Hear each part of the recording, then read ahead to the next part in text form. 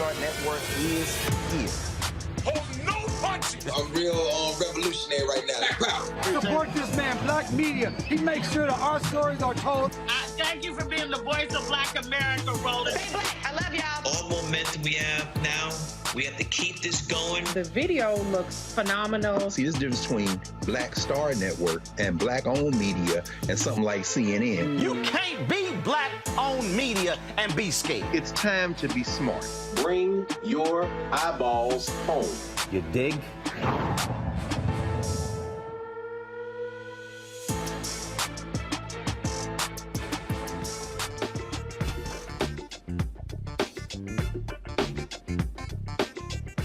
Today is Friday, October 21st, 2022. Coming up on Roland Martin Unfiltered, streaming live on the Black Star Network. Officials in one of Texas's most populous counties, actually, it's bigger than 5 states in America, is asking the Department of Justice to send federal monitors in response to Republican plans to send observers for the general election. I will talk to Harris County Attorney Christian Menefee about what Republicans are doing there.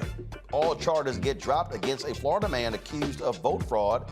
We'll talk to Desmond Meade, the Executive Director of the Florida Rights Restoration Coalition, about Florida's newly funded Office of Election Crimes, which is really a way for Florida Governor Ron DeSantis to target Black and brown folks.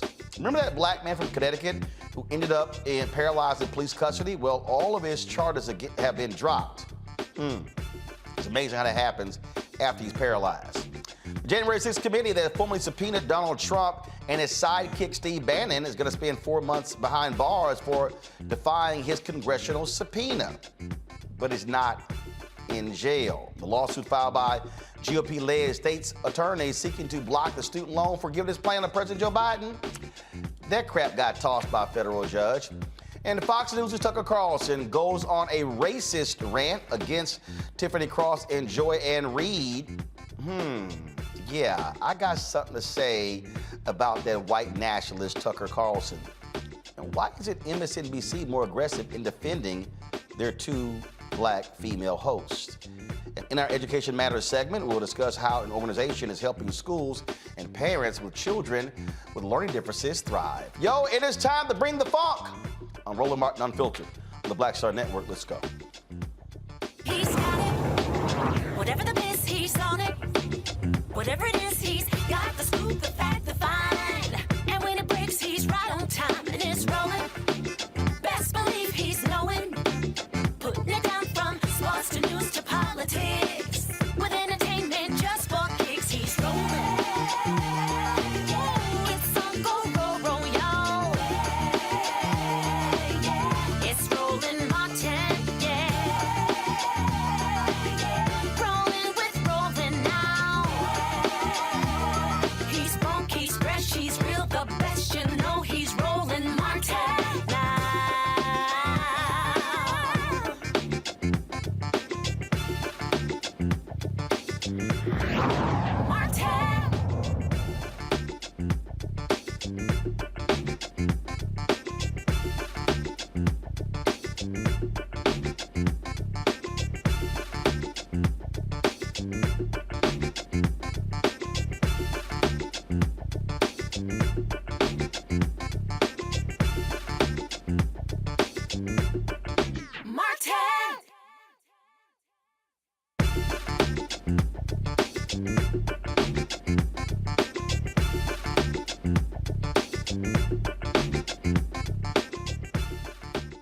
All right, folks, we told you how Florida Governor Ron DeSantis has been targeting black and brown folks formerly incarcerated there with his BS voter crime integrity, waste of money unit.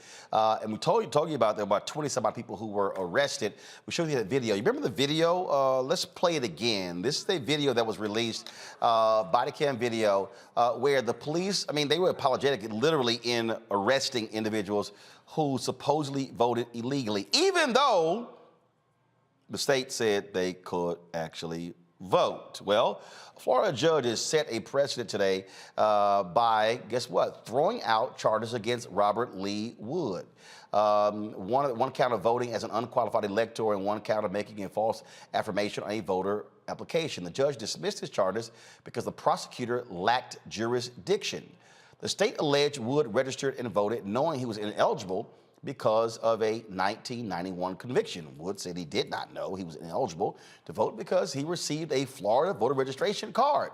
Under Florida law, individuals who exit prison, that's right, have their voting rights restored after leaving the system. Now, again, what you have here is Ron DeSantis trying to conjure up this whole idea of voter fraud.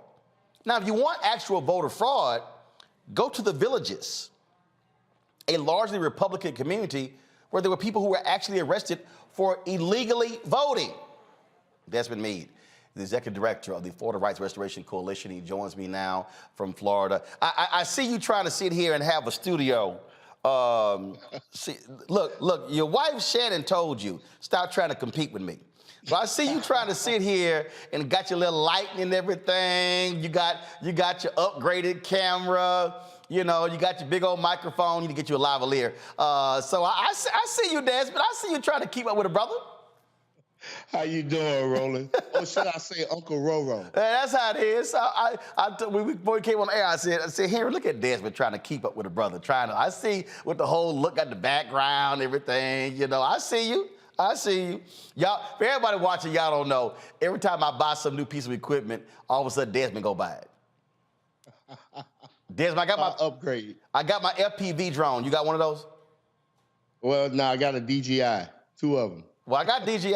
It's a DJI too, but it's the FPV. Yeah, I'll send it to you offline. Let's talk about this deal here. Bottom line is here. You know, y'all got Amendment 4 passed, voted overwhelmingly. Republicans in the state, they do not want to see all those formerly incarcerated people voting. They put roadblocks. They threw up there, having now to pay all your fines, and they went to the Supreme Court, got it affirmed there. And it's just one thing after another. Now you have this latest attack against folks who are formerly incarcerated, and we're talking about 20-some-odd folks. Would you say there were lots more who were being targeted by DeSantis? Oh, yes. No, Roland, one of the things I tell folks, you know, when they ask me about my reaction about this case getting dropped, you know, I'm guarded enthusiasm. And it's because, you know, I know that there are thousands of people, you know, back in, I believe, prior to June of 2021, there was a list of thousands of individuals that was given to the state that allegedly should not have been voting. And, you know, people talk about the 20, but we know that 10 folks prior to the 20 in April of this year was arrested. One of them was a homeless man. You had a grandfather that was pulled out of his home and arrested. But I want to share this with you, Roland, because I think this really centers where I and my organization are coming from. FDLE did an investigation of the initial 10 people in Alachua County back at the beginning of this year. And one of the statements from one of the gentlemen that was under investigation was read like this: I wanted to be a part of civilization instead of being hidden away from crack and everything else in the dark hole. I wanted to be a part of life again. So I said, let me try to vote. It felt good to be a part of something instead of being hidden away.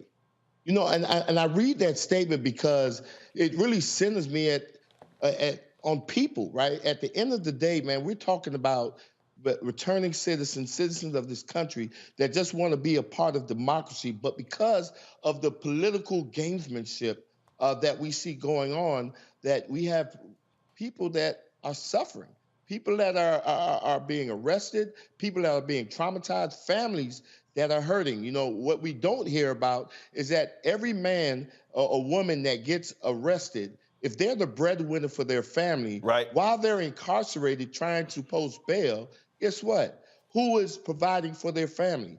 These people could be losing their jobs. And there we go, exasperating the collateral consequences that people with convictions or people that are interacting with our criminal justice face. And all for what, right? For some kind of game? You know, because at the end of the day, none of these people should have even been arrested. The thing here that is amazing, that They're arrested. Now they got to go through all of this crap. Now they got to go through the legal system. Now they got to hire attorneys. Now got to incur more costs. We just go on and on and on again. And that's what's also shameful. And then now you go to court and the charges get dropped. Well, they can't recoup all that money they lost. And it's not like these are people with sitting on a bunch of money. I mean, you see this video right here. This black woman, she's like, what? And then she goes, let me go tell my husband. No, man, we got it. We'll go tell your husband. I mean, it's crazy. Well, you know, I'm one of the things I'm just grateful that God has really allowed me and my wife to really be in the line of work that we are, because right now, you know, FRC, our efforts have created funds that allow people who've been arrested, we will take care of their bail, right? And we'll also, if they want to, we would help provide them legal defense free of charge, right? And then the one thing that we have to also worry about is that when they're arrested, that arrest get on their record. Then, of course, you know, Sheena with the Clean Slate Initiative, that's something that they're working on, to clear these arrest records off of people's records so people will be able to get jobs and housing and to be able to really thrive, right, and be successful in life. And let's be clear what's happening here. You got Republican states attorneys who are saying, okay, this makes no sense. This was a letter, go to my iPad, this was a letter that you sent me, and this is dated October 14, 2022. Sex offenders voting in elections. The Lake County Supervisor of Elections presented 6 cases for review concerning convicted sex offenders voting in the 2020 general election. Letter goes through laying out the statute, things along those lines. This is what the state's attorney office said. Yes, and rightfully so, Roland. You know, one of the things that a lot of folks are not talking about is caught up in this snare or this persecution of returning citizens are people who registered as Republicans, right? And so when we look at the total breadth of people who've been impacted, you know, I thought that this was a wonderful opportunity to really talk about what does democracy really mean to us, right? You know, some people, they were concerned about the raid on Mar-a-Lago, saying, you know, why would the FBI want to raid Donald Trump's residence 2 years before the presidential election? Well, if they're concerned about that, they ought to be outraged that people are getting arrested on the eve of election. Right. Right, not 1 or 2 years before an election, but on the eve of elections and during elections, you have people being drugged out of their homes. You have people who, when they were arrested, the SWAT team came to arrest them as if they was Pablo Escobar. And it is about intimidation. And here's the thing this letter says. It says 2 things: a person who willfully swears or affirms falsely to any oath or affirmation, or willfully procures another person to swear or affirm falsely to oath or affirmation, okay, goes on, explains committing a felony. This is what they say. In all of the instances where sex offenders voted, each appear to have been encouraged to vote by various mailings and misinformation. Each were given voter registration cards, which would lead one to believe they could legally vote in the election. The evidence fails to show willful actions on a part of these individuals. Therefore, the state is unable to file charges. And this is not, from you, this is not a progressive state's attorney.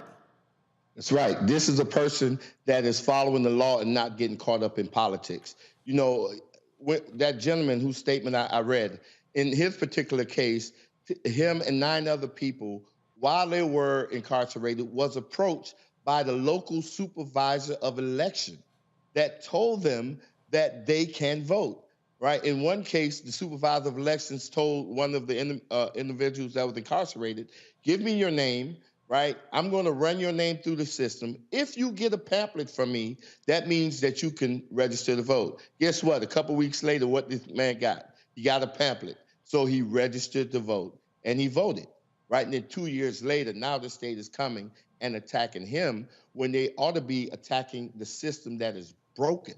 And that is something that we've been saying since Bush v. Gore, when we've seen thousands of people were removed from the voting roll because they were erroneously classified as returning citizens or being unable to vote because of a felony conviction. So we knew that this system had problems way back then, right? Amendment 4 just exacerbated the problems, especially with the requirement of the payment of fines and fees. But the system needs to be fixed. And before a state can take a person, American citizen's liberty, right? That's the thing that is guarded the most in this country, right? A person's liberty. Before the state can just haphazardly just take a person's liberty like that, they need to clean up their side of the street. They need to get their ends taken care of. They need to do their doggone job. Well, it's what this is, I think what those arrests are for is to actually scare the hell out of anybody formerly incarcerated to go, oh, you know what, I better not vote because, I might get arrested. I mean, we see what Ron DeSantis is trying to do.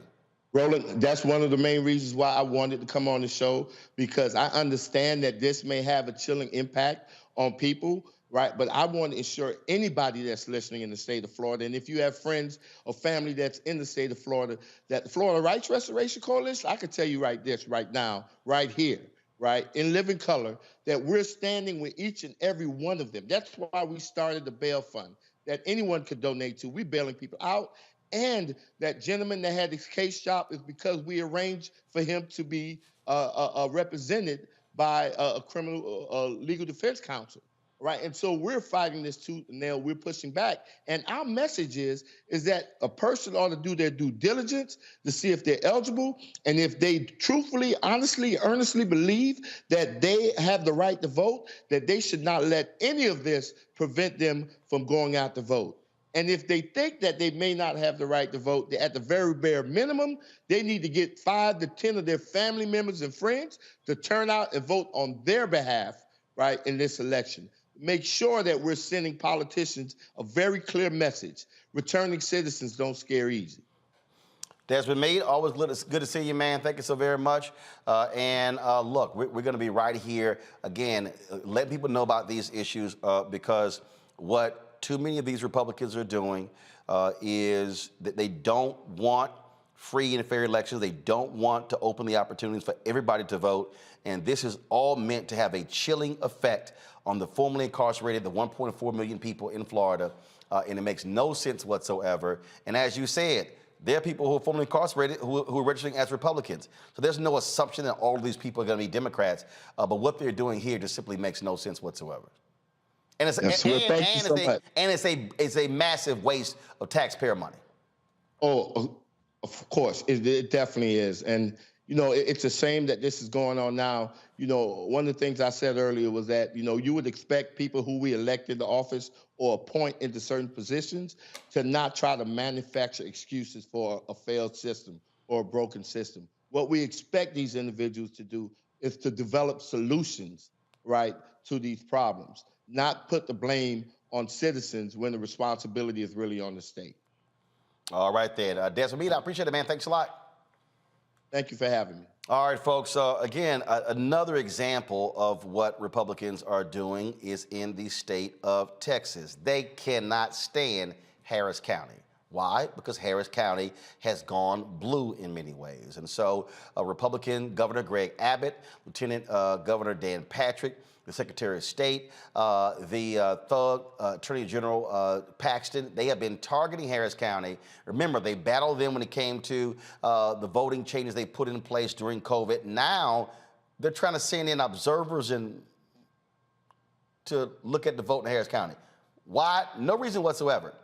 Now Harris County leaders, Mayor Sylvester Turner, Judge Linda Hidalgo, they have sent a request to the Justice Department, Civil Rights Division, for federal monitors. In the letter, Harris County officials say they are concerned about the timing of the Texas Secretary of State and Attorney General's plan to send inspectors, election security trainers, and legal advisors to observe the election. Harris County is the state's largest metropolitan area. And of course, as I said, Democratic leaning.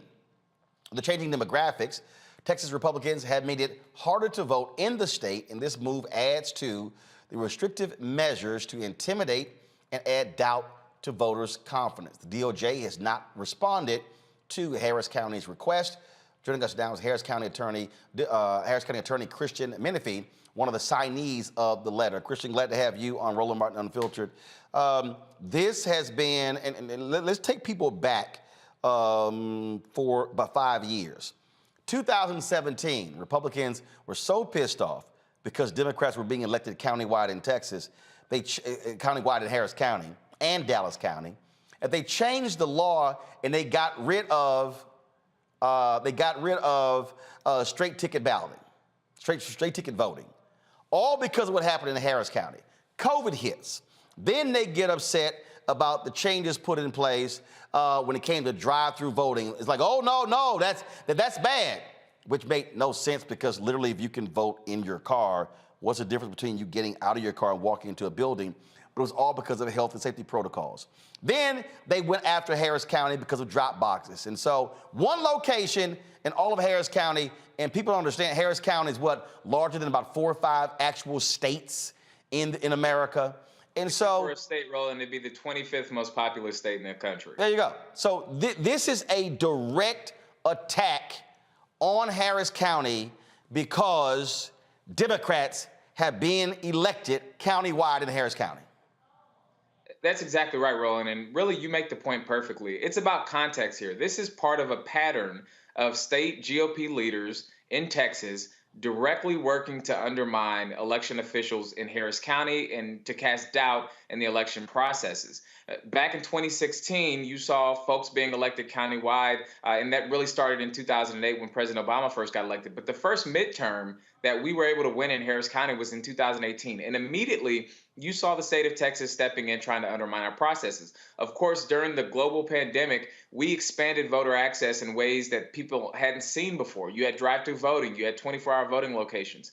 Not only did the state come in and threaten to take legal action against Harris County for doing that, but in the next legislative session, they passed one of the most restrictive voting laws in the entire country, directly aimed at undermining the things that have been done in Harris County. In fact, on the floor of the Texas House, one of the representatives who was a sponsor for the bill took some language out of the Texas Constitution, which clearly has racist roots. It was intended to preserve the purity of the ballot box. They let us know exactly what these laws were about. Fast forward, we changed from a clerk administration system to an elections administrative system. And when we created that office, the state of Texas at first refused to acknowledge the creation of that position. And now here we are today, where they have announced a nonsense audit. And this audit was announced last year. Former President Donald Trump publicly called on Governor Greg Abbott to audit the 2020 election in areas in the state of Texas. And just hours later, the Secretary of State's office magically said, oh, actually, we've already been auditing that election in several counties. And so we're going to continue doing that with our full forensic audit. This was obviously done to appease former President Donald Trump. And they have now stretched that, use it as leverage to come up with a bunch of unremarkable conclusions that they say require that they send inspectors and a task force of folks from the Attorney General's office. And I think that those words are very important, Roland. Inspectors and a task force. They're trying to intimidate our election workers. They're trying to make people fearful of participating in the process. And that's why we're calling on the DOJ to send monitors to watch the state of Texas as they involve themselves in our election. And here's the crazy thing. He won Texas. But in Texas, they are pissed off at Democrats being elected in Harris County. They're mad. Republicans used to control Dallas County. Now Dallas County is flipped. The sheriff, the DA, judges, they're angry about that. They are upset. Bexar County, San Antonio. They've been upset with Travis County, where Austin is. They cannot stand what has been happening in these larger counties, and then they really upset with the white suburbs. But folks don't realize, in the 2020 election, Democrats were within 4 or 5 seats of taking control of the Texas House. That's what they're most freaked out about, because then if Democrats get control of the Texas House, the Senate is just hard because you've got all those rural areas of Texas, and so they're all going red. But they know that if Democrats control the House, they control the Speaker of the House. And they can't ram through gerrymandering and other bills, and they do not want the suburbs of Houston dictating politics in Austin. That's why there's a target on the back of every official in Harris County. That's right. These efforts were aimed directly at Harris County. You made the point that Dallas County went blue before Harris County did, and that's exactly right.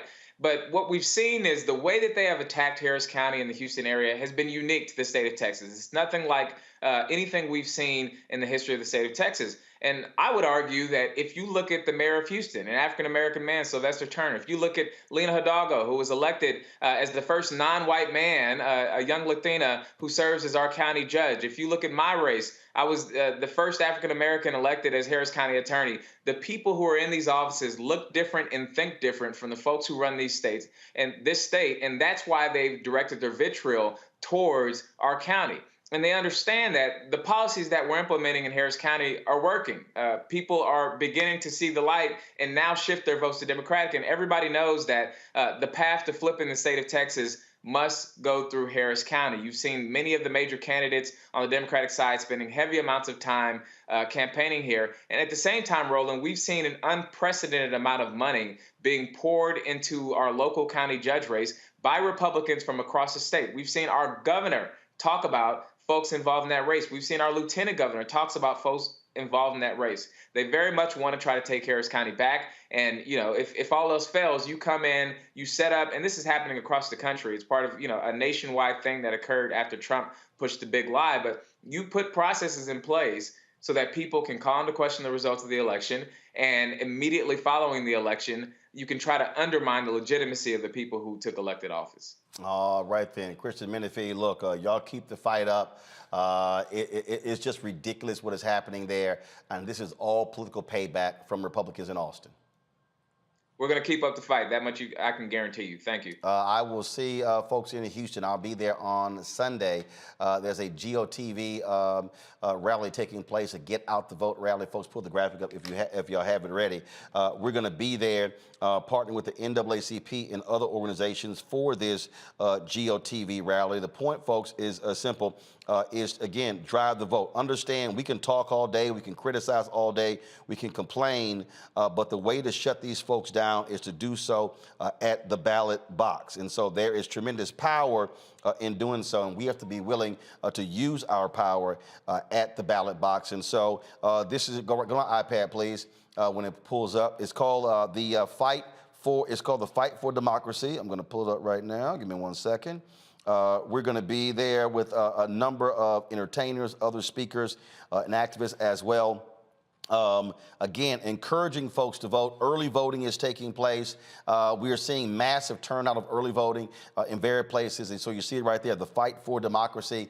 Again, working with the NAACP Sunday, 4 to 7 p.m. At Avenida Plaza. And Bun B, LaToya Luckett, Slim Thug, DJ Mr. Rogers, DJ Frank Ski, Lil Kiki, Spud Howard, Lenora, Mango Punch, and many others will be there. And this is a partnership with a number of organizations, this GOTV rally taking place in Houston. Let's introduce my panel right now, folks, to talk about this, again, what is happening, because I keep warning y'all, we can sit here and play games if we want to, but what Republicans are trying to do is devious.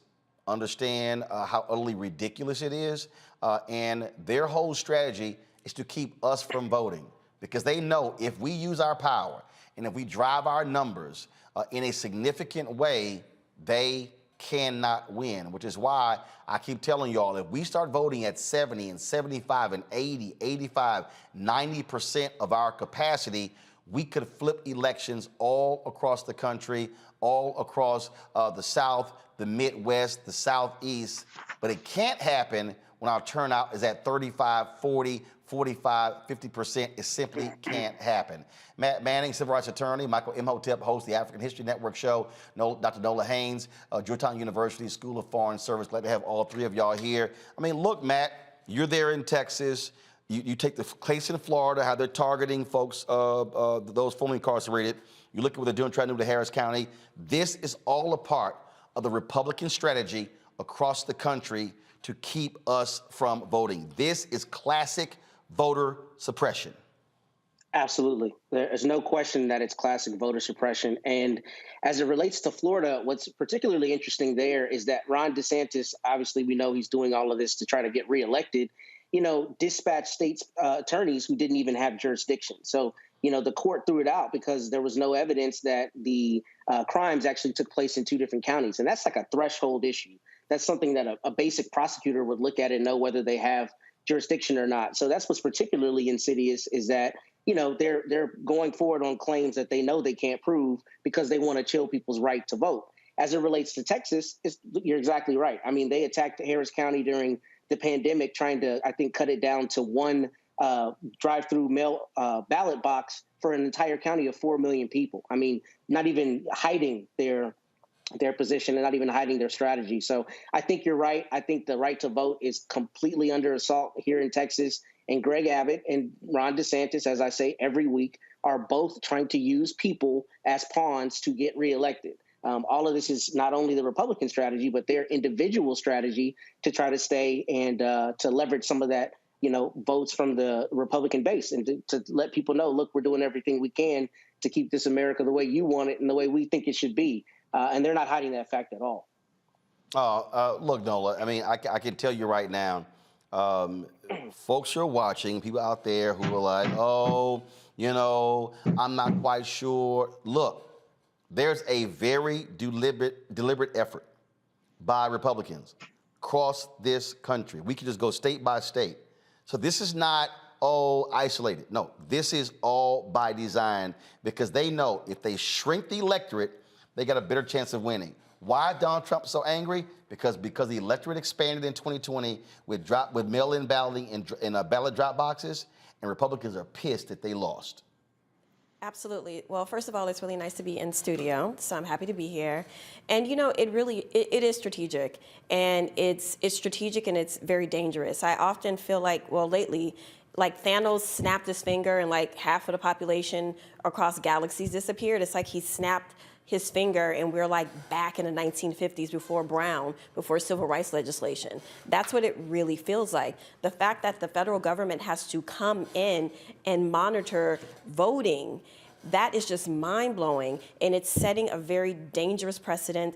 And, again, by design and strategy, it's to intimidate voters not to vote, especially when we think about the change in our country. It has been over time, but it's also been abrupt in many ways. You have people who just want to live their lives. They want to get up and go to work, enjoy their own time with their friends and their family. We weren't thinking about having to get up and marching in the streets to protect our voting rights. So there's this level of comfort that we've all been in, to now we're waking up to a very different world where we're not mobilized the same ways in which we were. So I'm really happy that event is happening, that you're going to in Houston.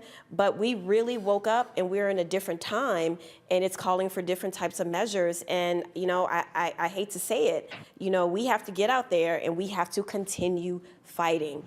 As tired as I know, especially Black folks are, we have to continue fighting, because we are not in a country right now where equality and equity are on par. We are still having to fight for just basic liberties, basic democratic rights, such as voting.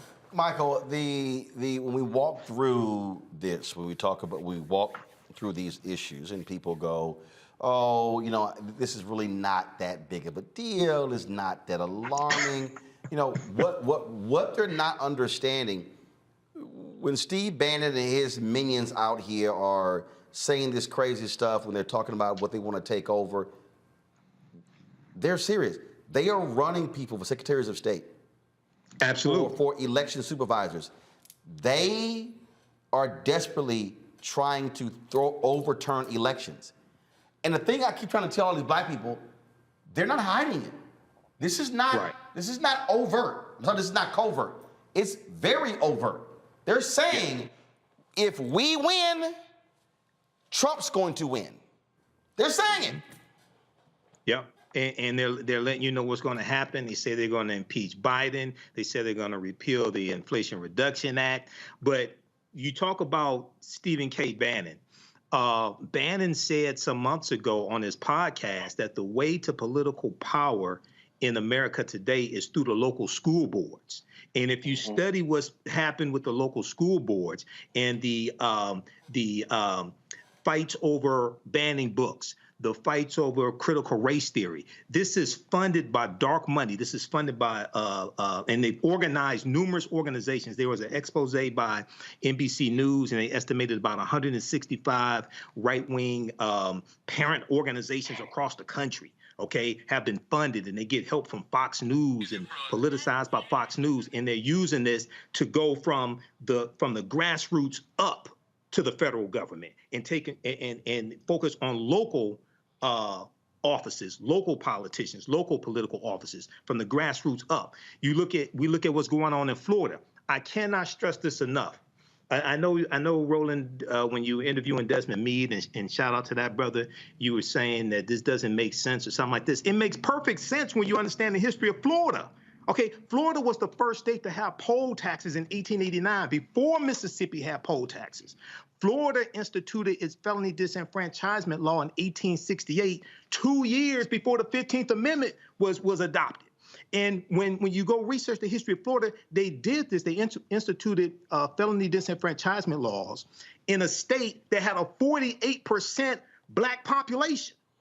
Almost half of the state of Florida, after slavery ended, was African American, and they knew that if they did not put laws in place, these black people would vote and take over the state legislature. Yep. Okay? So this makes perfect sense. What we have to understand is that this may be our last free and fair election here in 2022.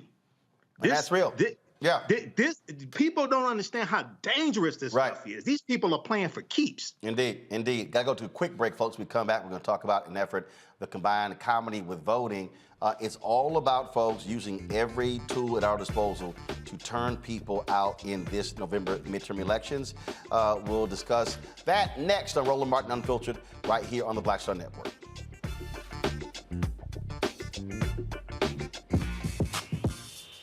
When we invest in ourselves, our glow, our vision, our vibe, we all shine.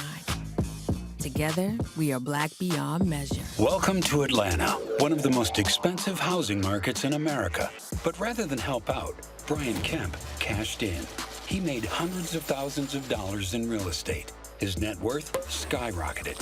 And while Atlantans struggled to stay in their homes, Kemp gave $10,000 tax handouts to the richest Georgians and a nearly $700 million no-bid contract to his campaign donor. Brian Kickback Kemp, making Georgia work for him, not you. When we invest in ourselves, we all shine. Together, we are black beyond measure. Hi, I'm Vivian Green. Hi, I'm Wendell Pierce, actor and author of The Wind in the Reeds. Hey, yo, Peace World, what's going on? It's the Love King of R&B, Raheem Devon, and you're watching Roland Martin Unfiltered.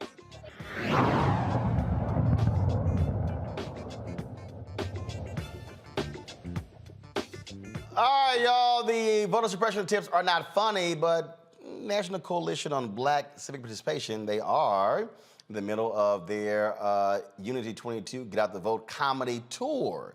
That's right, to engage voters in through laughter. Joining us right now is Melanie Campbell, President and CEO of the National Coalition on Black Civic Participation, as well as Michelle, the indie mom of comedy. They're in Pontiac, where they're getting ready for tonight's comedy show. All right, so how many places have y'all gone to already with the comedy shows? 4, hi, Roland, 4 states and how many cities? This is our 5th city. Yeah. Gotcha. And so how have things been going thus far? And then so you have comedy shows, but what are you doing there? Is it a requirement are they free? Or if you got to buy a ticket, you got to register? Explain what's going on. Hi, Roland. The comedy nights are really for the organizers and activists. We're talking about how stressful it's been.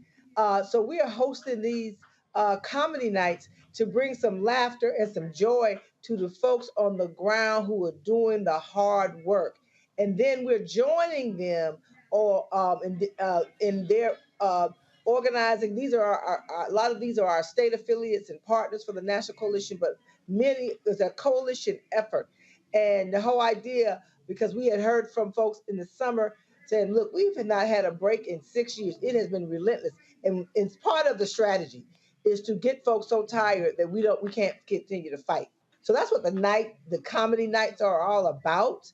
And then we go out and canvas, knock on doors, and bring it. And yes, it is free. We're not charging anything, but to come and enjoy themselves so they can fight another day. And that is something that we're quite sure. You try to use culture in different ways. Right. And so Michelle, my Sarah here, Delta Sarah here, who has been our lead on this. And so Michelle, anything? So Roland, for us, we understand that there's a lot of apathy. Even for the people who are boots on the ground, they're tired. And so we all know that laughter is able to bring levities to some of the heaviest situations. That's how we've made it as Black folks in this country. We've been able to laugh through our pain. And so our intention with this is to show the power of the ballot, but also to invigorate those Black women. We got to be honest. We're here with the Black Women's Roundtable. We're here with the National Coalition on Black Civic Participation. These Black women for years and decades have been working, going door to door, phone banking. And so we want to make them laugh. We want to make them feel encouraged. We want to let them know we appreciate that hard work, but we can't give up. We've got a long way to go. And so we put this together, and I'm excited to be the host of this amazing Power of the Ballot, Get Out the Vote comedy tour. Excited to have B Flat with me, Vanessa Fraction with me, and Erin Jackson with me. Black women who have been doing comedy for decades and making great strides. And so we're combining laughter, levity, and getting out here to get people to the ballot and vote on November 8th. Ain't no brothers? Yes. No brother comedians, Roland? No, Michelle talking about all the Black women working, Black women. I was like, what, the brothers can't laugh? Bro, the brothers are right there laughing with us. I just want to make that clear, because Michelle ain't like the brothers ain't working. Nobody said that, Roland. Don't let me have to roll the video back. Anywho, we are right there. And look, everybody's coming in. Yes, it's Black Women's Roundtable, but we got the Black Women Initiative down there. We had John Taylor with us on the ground. We got brothers right there with us, laughing as well. And also, we're leveraging the power of the Sister Vote, power of Black women who are leading in this work on the ground. But the comedy night is for everybody that wants to come, that's doing the work. Absolutely. You can come, Roland. Look, I ain't dealing with you. Last time I had to deal with you, so I ain't. Thank you for showcasing a lot of what we're doing on the ground. We know you all over the place too, but if you find a minute or two to come join us, we're actually extending it, and we're going back to when we leave Michigan, we're going to Philadelphia and Pittsburgh, but we're going back to Florida and Georgia. We to help them with the final push. In Florida, we're going back because when we were there for the comedy night, a lot of they're dealing with it still, even though they don't talk about it on the news as much. That storm really impacted Black communities. So we're going back to Daytona. We're going to be on Bethune-Cookman's campus, and we're going to Orlando as well as other parts of Central Florida, and then we're coming back to Georgia to close out right through Election Day. We're not going to let off the gas until Election Day. Oh, well, absolutely. And so that's great. Sounds great. Comedy is great. And so, Michelle, what your hair gonna stay that color through the whole tour? You know what? See, that's what you petty. That's what I'm just asking. I'm just asking. You Petty Murphy. I'm just look. I'll admit to being petty.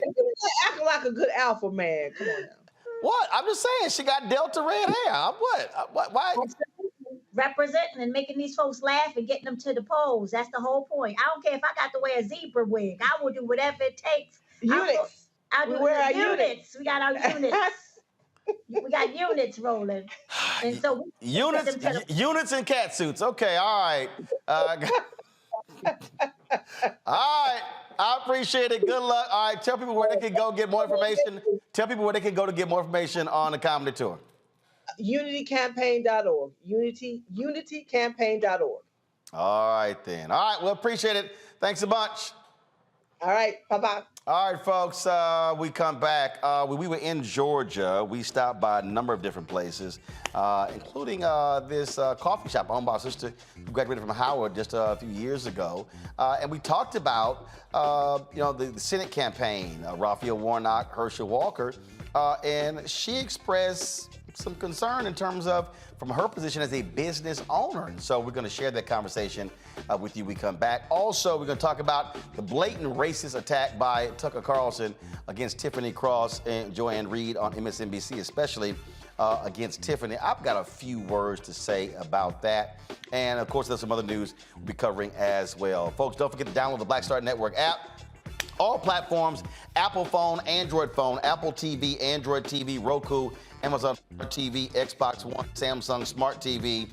And of course, you can also join our Bring the Funk fan club. Every dollar you give goes to support this show. And of course, you know how we do. If you want to send your check and money order, please do so to P.O. Box 57196, Washington, D.C. 20037-0196. Cash App, $RM Unfiltered. PayPal is R Martin Unfiltered. Venmo is RM Unfiltered. Zelle is Roland at RolandSMartin.com.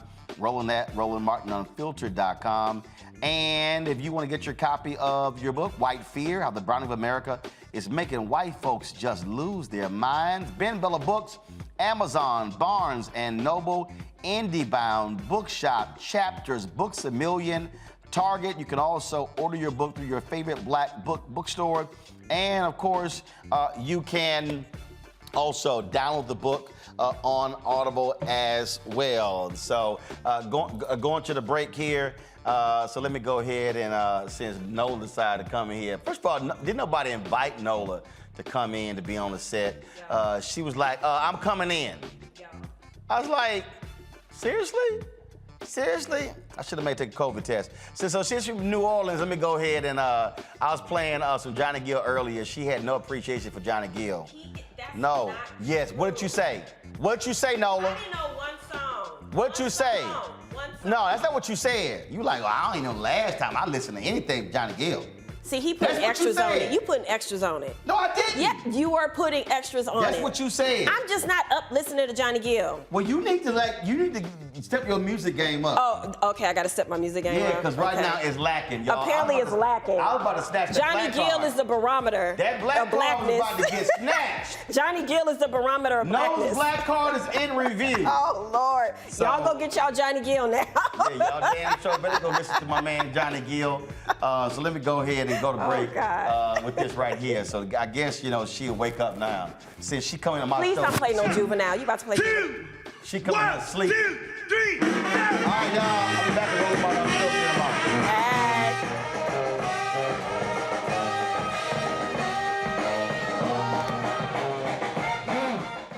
When we invest in ourselves, we all shine.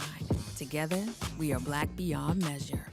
Welcome to Atlanta, one of the most expensive housing markets in America. But rather than help out, Brian Kemp cashed in. He made hundreds of thousands of dollars in real estate. His net worth skyrocketed. And while Atlantans struggled to stay in their homes, Kemp gave $10,000 tax handouts to the richest Georgians and a nearly $700 million no-bid contract to his campaign donor. Brian Kickback Kemp, making Georgia work for him, not you.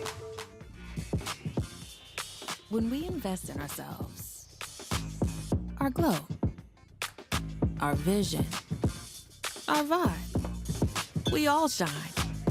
Together, we are black beyond measure. I am on screen, and I am representing what a black man is to the entire world that's gonna see this. And this might be the only black man, a representation of a black man that they see. Right. So I am responsible. Right. For how they see black men. And it's my responsibility to, if I am not playing an upstanding, honorable, someone with a strong principle and moral core, to make sure that this character is so specific, right, that it is him, not black men. And I wish that more actors would realize how important their position is as an actor of color, playing people of color on screen.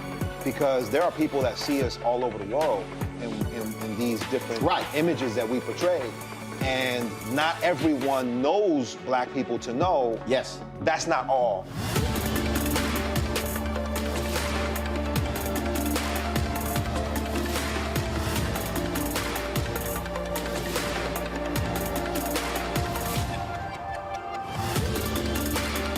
This is Judge Mathis. What's going on, everybody? It's your boy, Mac Wild. Hey, what's up, y'all? It's your boy, Jacob Lattimore, and you're now watching Roland Martin right now.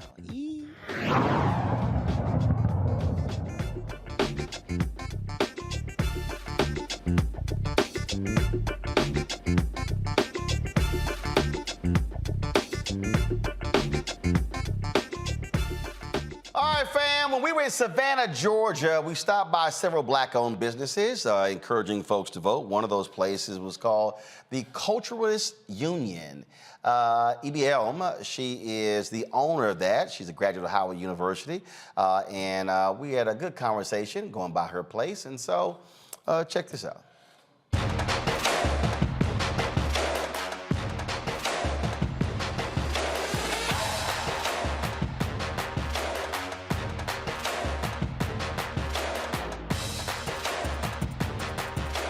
Hey, how you doing? Yeah. How's it going? Pretty good. Good. Hey, how you doing? This is the owner. Hey, how you doing? How are you? Doing good? Yeah. You cool? Nice to meet you. All right, good to meet you. Yeah. I've actually met you before. Really? Yeah, at Howard University in 2019. All right. Came to the theater department, did a little work series there. Oh, it was a panel conversation. Mm-hmm. Yep. Yeah. Absolutely. Cool, cool. I'm glad you're here. All right, absolutely. Full circle moment. Oh yeah. So how long you had this spot? Since Juneteenth. Okay. Yeah. Cool, cool. Yeah, it took us a minute, but we did it. Huh? I said it took us a minute, but we did it. Okay. Crowdfunded and. You crowdfunded? Yeah. Really? Yeah. So how much did you raise? About 175. Okay. Over 3 years. Uh-huh. And Carver State helped us reach our goal. So, black-owned business, black-owned community, been good. So how has it, so you said since Juneteenth of this year? Yes. Gotcha. So about 4 months. Yeah. Okay. Yeah, we're creeping on 6 months. So how has it gone so far? It's been good. It's been a blessing. It's steady. So. Now, you from here? No, I'm from Pontiac, Michigan. So how'd you pick Savannah, Georgia? I am an Army brat. Then I Okay. was in the Air Force for 10 years. And when I got out, my parents retired here, and I went to SCAD for performing arts, and then I left SCAD, and then I went to Howard for theater management. Got it. Decided to come back here because I wanted So you went to see Howard South. for theater management, and you're on the coffee shop. And I own a coffee shop. Okay, Well, so- more than just a coffee shop. It's a gathering space. So we do events here. Right. We have our marketplace that has about 50 black-owned sole proprietor businesses. And yeah, we do our thing. So yeah. Yeah, but how did you come up with this concept? Like, where did it come from? It was kind of a smorgasbord of all of these places and things that I've collected over my years of traveling, and I just wanted a place where black creatives could come and, feel centered and take up So, space. what you really wanted was you wanted a black creative space that kind of got coffee on the side. You got it. Okay. All right. Cool. Yeah. Cool. Yeah. And so folks have embraced it. Yeah, they have. Okay. Yeah, they have. So it's been good. It's been All good. right. The mayor comes through sometimes, so it's been a blessing. A lot of has there been lots of talk and stuff with regard to the election? Yes, we do a lot of bipartisan forums here. It's about voting, making sure that they know what's on the ballot, and what issues are center for us in our community. Yeah. I was here in 2020 and said we did the same thing. We actually visited the different black-owned businesses. Okay. And so that's one of the conversations that I've been hearing on the state side with Abrams, Kemp, but also on the federal side. One of those conversations has been like folks talking about entrepreneurship and black-owned businesses here in Georgia and how politicians help with that. Right. You're asking me how it can help? And have you participated in those conversations? What have people been talking about? I mean, is that an issue It is for an folks? issue. I would say the number one issue is access to capital, access to funding opportunities. For me, I didn't have that opportunity. I was a single mom. My credit was limited. My access to my network and net worth was limited. So I had to crowdfund in order to actualize this dream. Whereas I've had counterparts, white counterparts who've been able to walk into a bank with the same circumstances on paper and, get triple, quadruple the funding that I've been able to receive. Right. And so, I don't know how to move that conversation forward, but I definitely know that it's an issue that needs to be addressed immediately, because there are a lot of Black businesses that just need the funding. Oftentimes they want to offer resources as far as marketing support and on how to get your LLC or how to, file your taxes. And it's like That's all the easy stuff. Right. We're not ignorant people. We need money. Money begets money. And so until you are talking about numbers and capital that can help with funding a business, buying the equipment, paying for the staffing, paying for the inventory, then it's a non-starter. Then you're going to keep us, behind the curve when it comes to economic progress. Now, did you come from entrepreneurship family? For me, I did. No, I'm a military family. So my dad is military, my uncles are military, my aunts, everybody in my family before that, they all worked at the plant in Detroit, building cars. So I think it's been a learning curve for you. Because so I can explain to people, ownership, people think it sounds sexy. They think it's, oh my God, it's amazing. Yeah. Work for yourself. I'm like, ain't that simple. No, it's not.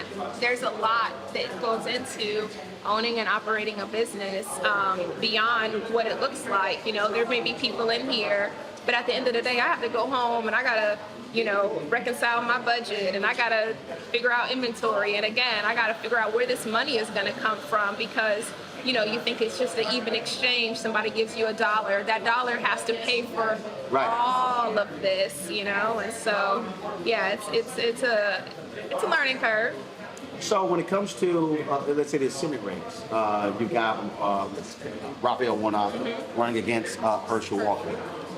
And what have you heard from them on the business side that's been appealing to you? I would say that Herschel Walker, as ridiculous as some of his ideals and his platform, when it comes to tax incentives, they have been more appealing to me. Warnock seems to be offering, as much as I want to vote for him, more of the same. And so for me, it's like, well, what do I do? Because I don't want to vote for someone who's morally corrupt, but I also don't want to vote for someone who is not going to make me and my business a priority. So it's one of those things where I'm just going to have to So you haven't decided? figure it out. I have not decided. And do you think that, because I've heard that from other folks as well, that, it's on one hand, we have folks who talk about, oh my goodness, we've got all of these Black women who are starting businesses. We got other African Americans who are starting businesses. But then what happens is when you're starting a business, you all of a sudden, you're not an employee. You're thinking like an employer. So you start looking at tax rates, start looking at pass-through, you start looking at, okay, am I keeping more of my money to grow my business? And what they don't tell you about that statistic about Black women, creating more businesses, to be quite honest, most of those businesses are side hustles. There haven't been a lot of Black women who've been able to get capital funding from investors, less than 1%. There also hasn't been a lot of Black women who've been able to grow businesses outside of the six-figure range. So you have But it's not just Black women. Right. I mean, like literally, Right. pre-COVID, there were 2.6 million Black-owned businesses, 2.5 million had one employee. Exactly. And the average revenue is $54,000. The average revenue doesn't even cover a household. Right. And so what are you supposed to do when you need to pay for the things that you need to pay for, when inflation is at an all-time high, when you can't afford to grow your business because you can't afford to pay someone? Right. So there's all of these nuances, but they just want to say, oh, Black women are killing the game. Yes, we're innovative. On paper. Yes, and we're doing it. And that's why I keep telling people. That's on paper. But until it sounds great. Right. Until you go on and like, hold on, let me actually look at Right. the data And then it's a whole different conversation. Right. So until the numbers make sense, until we're actually talking about some ceiling-breaking numbers, some numbers that actually can fund and support a family, then we're talking about side hustles. So I'm going to go back to the point you just made about businesses, because somebody watching may say, "Oh my God, that makes no sense." And when you look at all these other issues. But when you're an owner, and again, I think a lot of people don't understand what that means. That means your business is the center of everything. It drives all aspects of your life. It does. And so I won't say your children are a priority. I won't say a spouse is a priority for owners. But in many ways, the business is the priority because it feeds everything. It feeds everything. And oftentimes, especially for first-time business owners like myself, your personal credit is wrapped up in the business. Yep. So when it comes to home ownership and you bought a business, that's a whole nother conversation. Or if you need, an emergency happens or payroll happens, that's coming out of your personal funding. Yeah. Because your personal credit is a part of that conversation. Right. And so I just don't think that people actually realize the nuances that comes with business ownership. So what would you want to hear more from Warnock on as it relates to appeal to you as a business owner?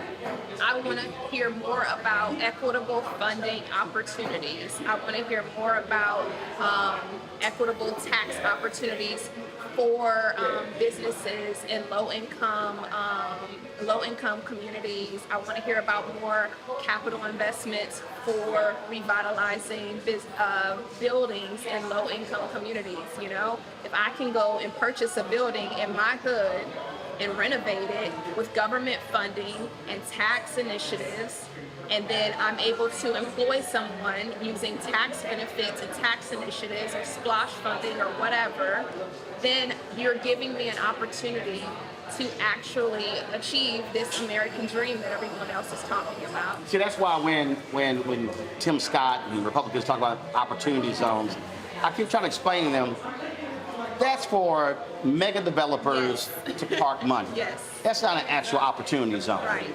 To me, what you just described is an opportunity zone. That is, or as I think about, I've covered City Hall, tax increment financing districts, where the money actually stays in that. What you're talking about is, so imagine if this was a TIF or you had funding mechanisms set up to say, all right, we're going to encourage people to open businesses in this location, in this corridor. And then giving us access in first dibs too, because oftentimes they will say minority, and then that will feed into white women, or right. That will feed into LBGT, gay men, and not taking away anything from them. But your point about MWBE, right? Because really, when it started, it was supposed to be black. Right. So, like for me, I'll tell you, one of my biggest dreams right now is to open up another one of these coffee shops near SSU, Savannah State University.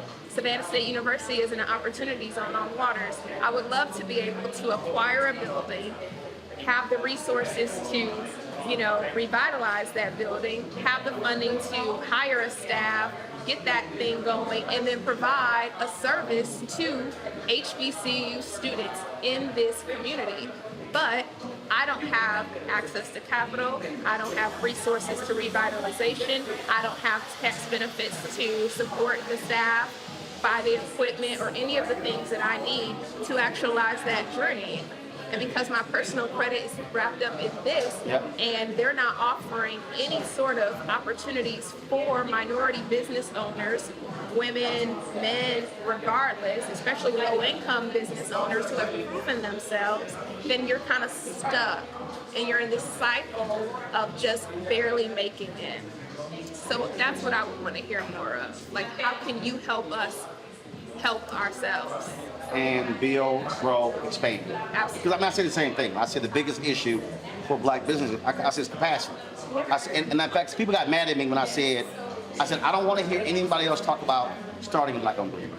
Like, oh my God, what do you mean? I said, no, I'm talking about you have to grow them. Grow it. I said having a bunch of business is one person, and you're right, it really is a side hustle, as opposed to having 5, 6, 8, 10 employees. Like, so for instance, when you, how many employees do you have here? I have 4. Got it. And so when you started, that's what you started with? No, I started with me. Got it. And I still work behind the bar. Right. You know, my employees are part-time because, again, I can't fund a full-time employee. Right. I can't fund a manager. So not only am I, you know, the manager of this marketplace, which is an entire different business, I'm the manager of the event space that we hold, which is an entire different business. And I have to be behind the bar because, again, the resources just aren't there. Right. You know. Right. So until you're driving revenue, Right. at the end of the day, you've got to do all of those jobs. Again, and that's what I try to explain to people. That's the unsexy part about entrepreneurship. Again, this notion that you own it, you could just chill and relax, just direct people. I'm like, nah, that ain't it. I'm not there yet. I don't know. Maybe one day, you know, as we grow and as we, you know, acquire more. But right now, you know, I'm in the hustle. I'm in the fire with everybody else. So. All right. Sounds good. Yeah. All right. Well, I appreciate it. Thank you. All right. Thanks a bunch. Thank you. You know what? When it comes to these elections here, folks, what you're looking at is choices that voters are making. And the thing here, Michael, that if you look at data here, what's happening, and you got people like, you got a lot of Republicans out there who are ecstatic. They think that it's trending in their favor. The folks out here predicting it's going to be a major red wave. You've got Morning Joe going on and on and on today saying that old Democrats, progressives are ignoring voters when it comes to crime, how all of a sudden crime is like the dominant issue. And no, crime is a dominant issue because Republicans have been lying about it. You had the district attorney who was recalled in San Francisco, and the folks were like, oh my God, crime's out of control. Yet when you look at the actual stats, it actually wasn't. Right. Same, you know, and so now same thing, and so we're seeing what's happening. And so one of the things that I think often happens is that Democrats allow, and we discussed this the last couple of nights, Democrats too often allow Republicans to set the parameters of the debate. And so then the debate is on those issues. So now it's, oh no, and then media goes, well, you know, the focus, everything is, you know, the voters care about crime, they care about inflation, they care about gas prices. Well, here's a perfect example. How many media outlets bitched and moaned when gas was going up, yet when gas prices fell for 99 days, no one talked about it? Right. For everybody who's watching, how many live shots happen on local TV stations, on network TV stations, showing gas prices falling? Mm-hmm. But all the stories were on gas prices increasing. And so we can't act as if media doesn't play a role in shaping the narrative of what people are talking about. Yeah, media plays a role, and I saw Morning Joe this morning, and Charles Coleman did a good job for an Omega. He did a good job of really articulating how crime becoming an issue in a campaign can be racialized. And he really took Joe Scarborough to task on it as well. He did it. It was a textbook analysis of how he did it. But what's happened is something that many analysts predicted was going to happen. Dark money has come into the campaign, and when we see these races tightening in Pennsylvania, in Wisconsin, these Senate races, we see that Republicans have spent over the past 2 or 3 months, something like that, right around dealing with crime, about $240 million. Washington Post had an analysis on this a couple of days ago. And we see things like in the Georgia gubernatorial race, we see ads of Stacey Abrams with her complexion darker. We see ads of Mandela Barnes in Wisconsin, who's running for governor of Wisconsin. He's lieutenant governor now. And Senate. He's running for the Senate against dumbass Ron Johnson. We see ads where his complexion is darker. And we see them running another Willie Horton ad on white suburban women okay, on white suburban women, scaring them about crime. And Democrats should have seen this coming. Yes, abortion is a huge issue, but it ain't the only issue. Right. Two things that Republicans have been focusing on this past month to 2 months is inflation and crime. Inflation and crime. And you notice how critical race theory has disappeared. Yes. See, again, we all knew was total bullshit when it happened. Go ahead. Exactly. So these last 18 days, Democrats have to hit hard their plan to deal with crime. I would talk about public safety. And when you're talking about crime, you are talking about it on their terms. Yeah, so I would talk about public safety, which not just addresses crime, but it addresses the factors that lead to crime, which also deals with quality of life. It deals with education, deals with job training, it deals with mental health, it deals with dealing with public safety and policing holistically, as opposed to what Republicans are saying, because what Republicans are saying is vote for us and we'll protect you from them, meaning black people. Okay. This is the Willie Horton ad of 2022 that Republicans are running. So what Biden did today, his speech dealing with the economy, and then his speech dealing with student loan forgiveness, it was extremely important. He needs to do that for the next 18 days. But Democrats cannot run away from the economy and inflation. Okay, they got to talk about the 10 million jobs created, 3.7% unemployment rate, American Rescue Plan that saved the economy, and every Republican in the House and the Senate voted against the American Rescue Plan to save the economy. Inflation Reduction Act, every Republican in the House and the Senate voted against the Inflation Reduction Act, but they want to cry about inflation. You got to hit them hard for these next 18 days. Nola, Tim Ryan is running, Congressman Tim Ryan is running for the U.S. Senate in Ohio. And one of the things that he addressed, I'm going to play it in a second, and everybody who's watching knows I've been trashing these sorry-ass white Democratic strategists because they're controlling the money and they're controlling the messaging of the party. And so there's a Washington Post article that was done, and one of these strategists says in the article that Democrats should give up on places like Ohio. We should focus on college-educated white voters. Well, this was the response here of Tim Ryan. Go to my iPad, please.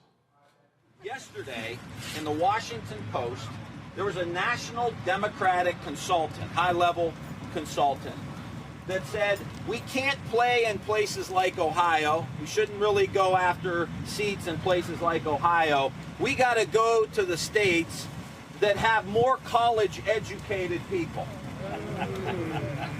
That pisses me off. That is an absolute slap in the face to everyone who's out there busting their ass who just may not have a college degree. And I will tell you something, I will not let the Democratic Party turn into a party where you have to go get a college degree as a passport to get into the party. That's bullshit.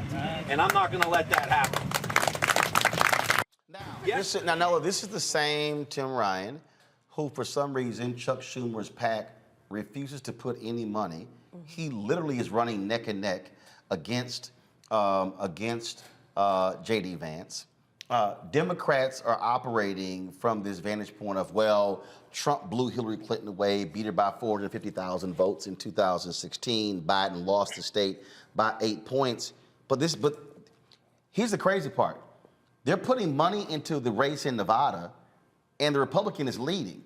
This race is actually tied. So when I hear that white Democratic strategist, that Democratic strategist, we don't know if they're white. Yeah, we do. Say that's exactly what they say about candidates who run in the South, where black folks are. And this is one of the reasons why. So if you start shrinking your possibilities, you're not competing in places where you can potentially win because you're not even trying to compete for those voters. That's what Tim Ryan is saying. You know, absolutely. And I have 2 points to make about this as a Southerner and also as a professor teaching at colleges. So I think that a large part of the problem is that we are not dealing in traditional politics. I think that a lot of these kind of ways that we used to operate in, the traditional metrics are not going to work. And people need to understand that the landscape has vastly changed. I don't know where people get the idea that college campuses are these liberal bastions, that people like me are somehow in the classrooms, trying to convince all the kids to vote blue. That's not what's happening. And actually what I am seeing in some of the universities that I've taught in, I've actually seen a more kind of turn towards conservatism. So this kind of idea that we need to get more college educated kids because, this kind of trope of that's like where all the liberal future elites are, that's not necessarily true. And then as a Southerner from the very deep South, it's also, it's condescending.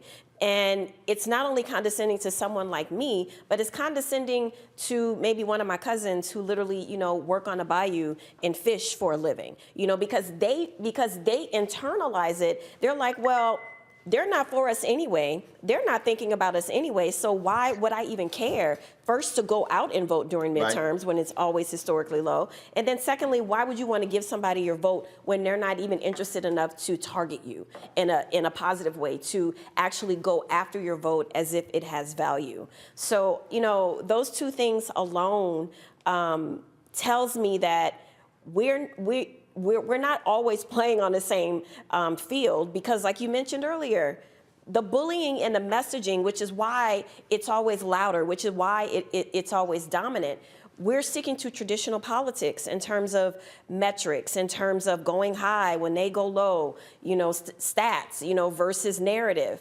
But I think that we do need to roll up our sleeves a little bit and get a little dirty and get a little muddy, because I think actually this is what a lot of younger voters are wanting from the Democratic Party too, to be quite honest. When we do talk about domestic politics in my classes, this is the feedback I am getting from Gen Z. This is what they are saying. Let's roll up our sleeves a bit and let's get a little muddy.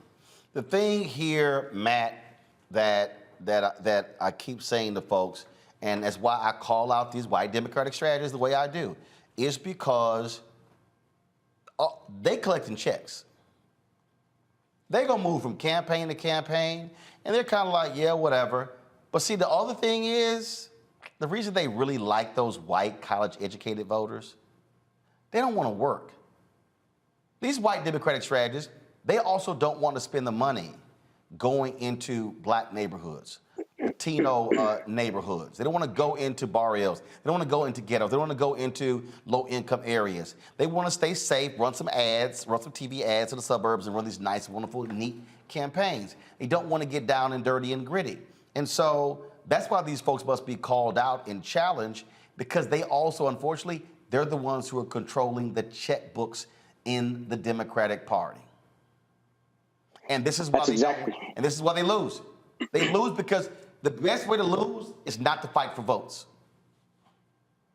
Yeah, I think this is exactly right. I think it's as big a strategic blunder as you can make, particularly because we've seen so much populism from Trump and his cronies in the Republican Party. I mean, this works directly against your interest if you alienate people who might otherwise be able to come over to your cause by saying, if you're not college educated or you're not of the ilk of the people that we want, we're not going to appeal to you. That seems to me to just be per se a strategic blunder.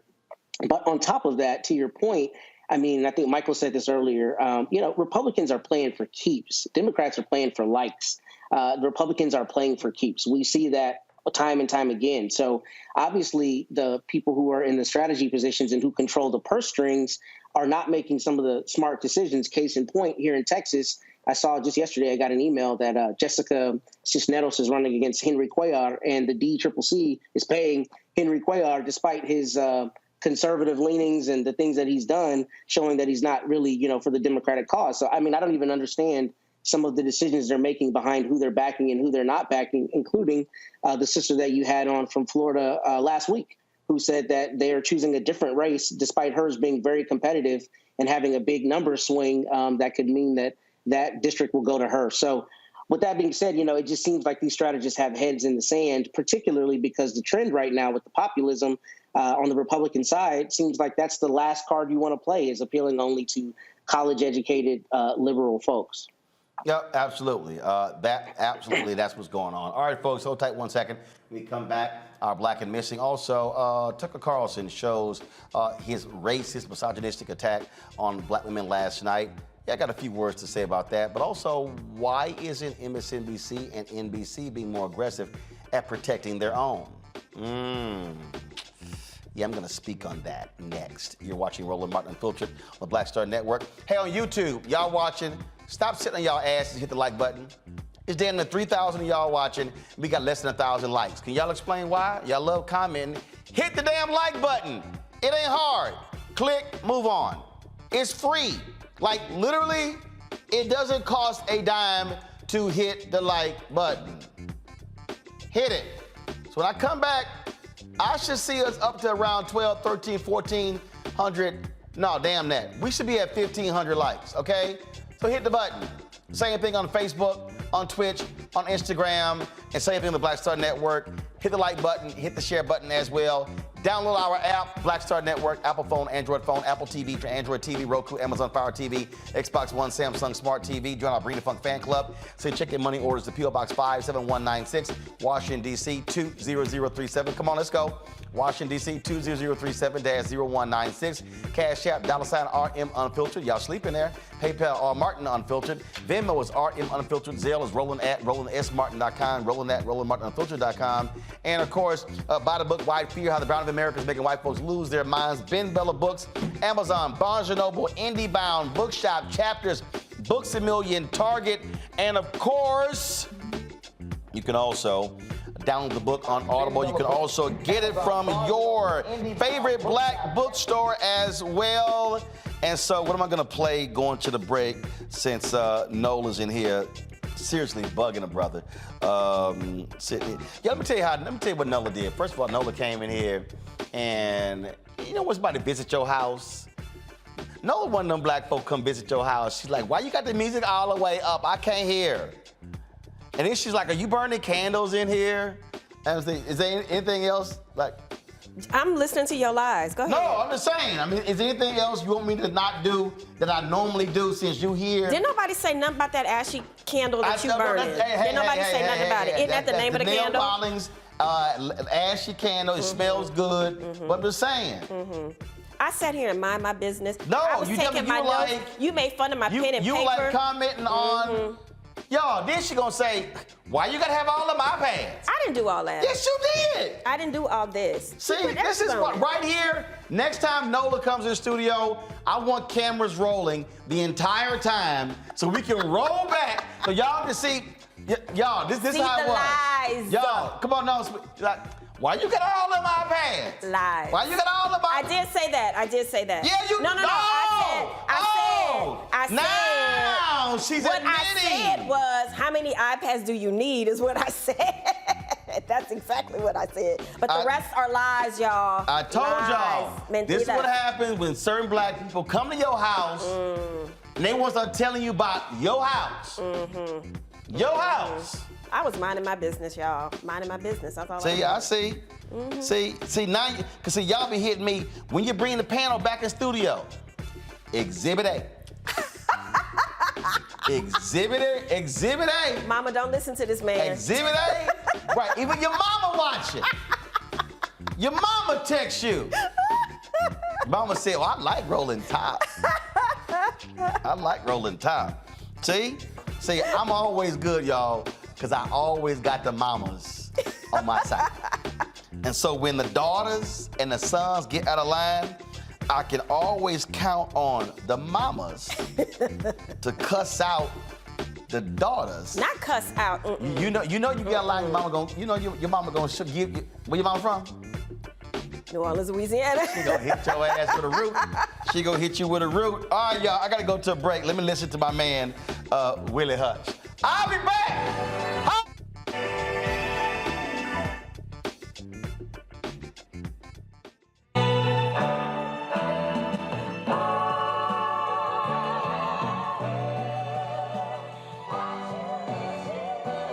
When we invest in ourselves, we all shine. Together, we are black beyond measure. Welcome to Atlanta, one of the most expensive housing markets in America. But rather than help out, Brian Kemp cashed in. He made hundreds of thousands of dollars in real estate. His net worth skyrocketed. And while Atlantans struggled to stay in their homes, Kemp gave $10,000 tax handouts to the richest Georgians and a nearly $700 million no-bid contract to his campaign donor, Brian Kickback Kemp, making Georgia work for him, not you. When we invest in ourselves, we're investing in what's next for all of us. Growing, creating, making moves that move us all forward. Together, we are Black beyond measure. Hatred on the streets, a horrific scene, a white nationalist rally that descended into deadly violence. White people are losing their damn minds. As an angry pro-Trump mob storms the U.S. Capitol, we've seen shooting. We're about to see the rise of what I call white minority resistance. We have seen white folks in this country who simply cannot tolerate black folks voting. I think what we're seeing is the inevitable result of violent denial. This is part of American history. Every time that people of color have made progress, whether real or symbolic, there has been what Carol Anderson at Emory University calls white rage as a backlash. This is the rise of the Proud Boys and the Boogaloo Boys. America, there's going to be more of this. Here's all the Proud Boys, guys. This country is getting increasingly racist in its behaviors and its attitudes because of the fear of white people. The fear that they're taking our jobs, they're taking our resources, they're taking our women. This is white fear.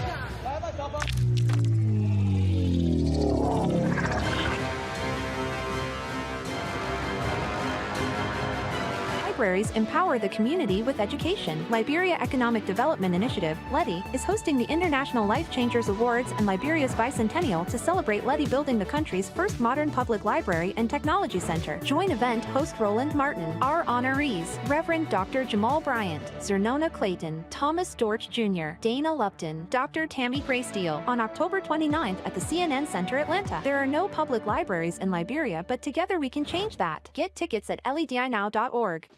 Hey, I'm Antonique Smith. Hey, I'm Arnaz J. Hi, this is Cheryl Lee Ralph, and you are watching Roland Martin, Unfiltered.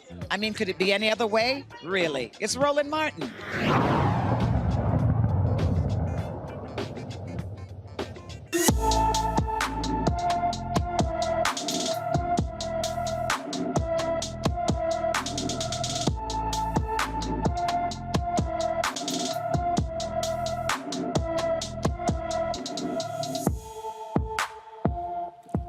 Ramirez Covado has been missing from St. Joseph, Missouri since September 30th, 2022. The 25-year-old is 5 feet 3 inches tall, weighs 120 pounds, with black hair and brown eyes. Anyone with information regarding Cami Ramirez Covado's whereabouts should contact the St. Joseph, Missouri Police Department at 816-271-4777. 816-271-4777. All right, folks. When I was writing my book, White Fear, one of the things that immediately jumped out in terms of how I framed this whole deal is the literal white nationalism, the white racism of Fox News. Ever since Fox News was created by Roger Ailes, it was designed to appeal to the racial buttons of white America. It has always been about the white outrage. That's why they have targeted African Americans, target Latinos. That's why every time they need their ratings boosted, they'll conjure up a caravan coming to the southern border. That's their entire deal. And so when they decided to oppose, if you will, or speak truthfully about the election with Donald Trump, he began to attack them, and One America News and Newsmax's ratings began to increase. And so they began to lose numbers. And so they freaked out and said, well, let's double down on Donald Trump, double down on election lying. That's why Dominion is suing them. And so they've even allowed Tucker Carlson, who is nothing but a trust fund baby, born with 2 silver spoons in his mouth, to all of a sudden create this whole notion that he is a populist and he cares about the working class man and woman, when really, if you listen to his show or watch his show, he is nothing but a white nationalist who's spewing hatred against people of color, and that's why his show is the highest rated one on cable news. He is all about white grievance. He's all about, oh my goodness, the white people, it's all ending for us. He is the epitome of my book, White Fear, How the Browning of America is Making White Folks Lose Their Minds. That's who Tucker Carlson is. And so this week, a couple of nights ago, he decided to take aim at Joanne Reed and specifically Tiffany Cross, two sisters with shows on MSNBC. If you want to see this level of nastiness, hatred, and bigotry, just watch this. Have you watched MSNBC lately? Likely you haven't. Like the Tootsies, you're not the target audience, but you should tune in sometime. It's remarkable. Given that opposing racism is America's national religion, it may surprise you to learn that open race hate forms much of the substance of that channel's programming. And when we say race hate, we're not referring to the subtle coded variety. You want border security? You giving your kids piano lessons? You like Shakespeare? You believe in the SAT? You must be a racist. That's not what we're talking about. We're talking about the kind of race hate you cannot mistake for anything else, the kind where people just come out and announce, I hate this race of people, and here's why I do. It's hard to believe that anything like that is happening right now on American television, but it is, out in the open. And the most amazing and the most creepy part of all is that no one is saying anything about it. It's all but ignored. And honestly, we had no idea it was going on either until we started getting texts from people. Are you watching this? Can you believe this? So we tuned in. Apparently on the left, what you're about to see is considered completely normal, even good. And that should worry you deeply. You don't want to live in Rwanda. But on MSNBC, they're already there. Now, you probably knew about Joy Reid, the race lady, who's been fixated on race hate for years now. But MSNBC has a new host, someone called Tiffany Cross, who hosts a show called The Cross Connection. Here's a selection. Many of us have seen the dangers when powerful white people decide they want something, they annex it. And they've never had a problem replacing the people who stand in their way. We see American white people are going crazy. They're resorting to violence. This is literally what conservative white folks do when they don't get their way. They turn violent. White people deputizing themselves in some position of authority to have jurisdiction over their life when they need to mind their blanking business.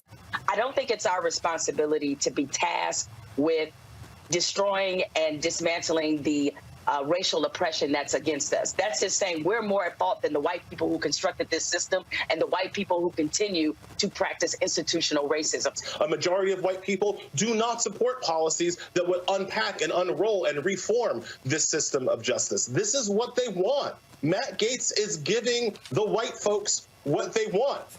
White replacement can strangle culture. So yes, we should all be concerned about white replacement. It is, after all, a very threat to our survival here. Is there anything worse than white people? They're violent, they're heartless, they're cruel, they're deranged, they're secretive, they're dishonest. In fact, as you just heard Tiffany Cross say, white people are a mortal danger to you and your loved ones. They threaten your life. Are they poisoning the wells? Are they baking bread with the blood of your children? If not, according to Tiffany Cross and MSNBC, they're fully capable of doing those things. They've certainly done worse. This is Hutu Radio. But it's not an independent radio station in an African country. It's part of one of the biggest news organizations in the world. Part of the... So it's not just whites, it's white women. Their women are bad too. And women, of course, are the key to reproducing the white race, which is clearly a threat, as she says again and again, to you and your family. They're dangerous. They want to hurt you. Now, don't be fooled by the fact that Tiffany Cross can barely speak a coherent sentence. She was a communications major, apparently, according to the internet. That didn't work. So what do we do here? So you see how Tucker Carlson tries to, we start getting text messages. And do you see what they're saying? Folks, we have watched Fox News for years. We have watched as they have attacked black rappers and other groups, how Glenn Beck, when he was there, talked about how Obama hated white people. We've seen how that was the strategy. We've actually heard from people who used to work at Fox News talk about how their strategy absolutely is about appealing to the issue of race and driving this issue. This is what we have seen repeatedly. And so it's no shock they're doing this. I told y'all in my book, White Fear, that the whole point is, oh my goodness, how dare we? But the real anger of the Tucker Carlsons of the world, and Megyn Kelly, of course, the former right-wing zealot at Fox News who took a shot at Tiffany Cross as well, what they cannot stand is that we now have a voice. See, what bothers them, what bothers a Tucker, what bothers all of them, and in fact, Megyn Kelly even tried to say Tiffany Cross had a failed show, which I was very surprised by, because Tiffany actually has the highest rated show on MSNBC on the weekends. Megyn is the one who got paid $69 million to leave because she failed. Her show sucked at NBC. She didn't even last 2 years. And so what you have here are folks who literally cannot stand the fact that we are now hosting shows. We now get to give opinions. We now get to actually share our thoughts. See, I warned y'all back in 2009 this was going to happen. I told you as we move closer to 2043, you're going to see the vitriol increase, because it is a part of their rage machine to amp up their white conservative viewers to go, look at them, how dare they? Look at what they are dare saying, what's going on. We can roll the tape, and we literally do not have enough hours in the day to show you the kind of vitriol that we have heard come from Fox News since its inception, with its targeting of black and Latino people. Tucker Carlson is about driving the white outrage, which drives the cash registers at Fox News. There is profit in white rage. He is their leading prophet. That's who he is. And so when you understand that, then how do you counter that? For some reason, I've yet to see, and maybe y'all can let me know in the control room, I've yet to see a forceful reaction from MSNBC or NBC regarding the attacks on their host, Joanne Reed, Tiffany Cross. Now, Fox News, one of the things that they always did, they employed a very aggressive PR team. They pushed back hard when folks attacked Sean Hannity or Bill O'Reilly or Megyn Kelly. I don't understand why MSNBC and NBC is so quiet. Why they are unwilling to engage. See, I'll deposit this, and let me just help y'all out. One of the biggest problems, y'all, with progressives is they're scared to fight. See, no, that's we don't want to do that. That's just not how we do things over here. See, Fox News will viciously attack, and they will have all of their shows attack progressives. Oh no, we don't want to engage.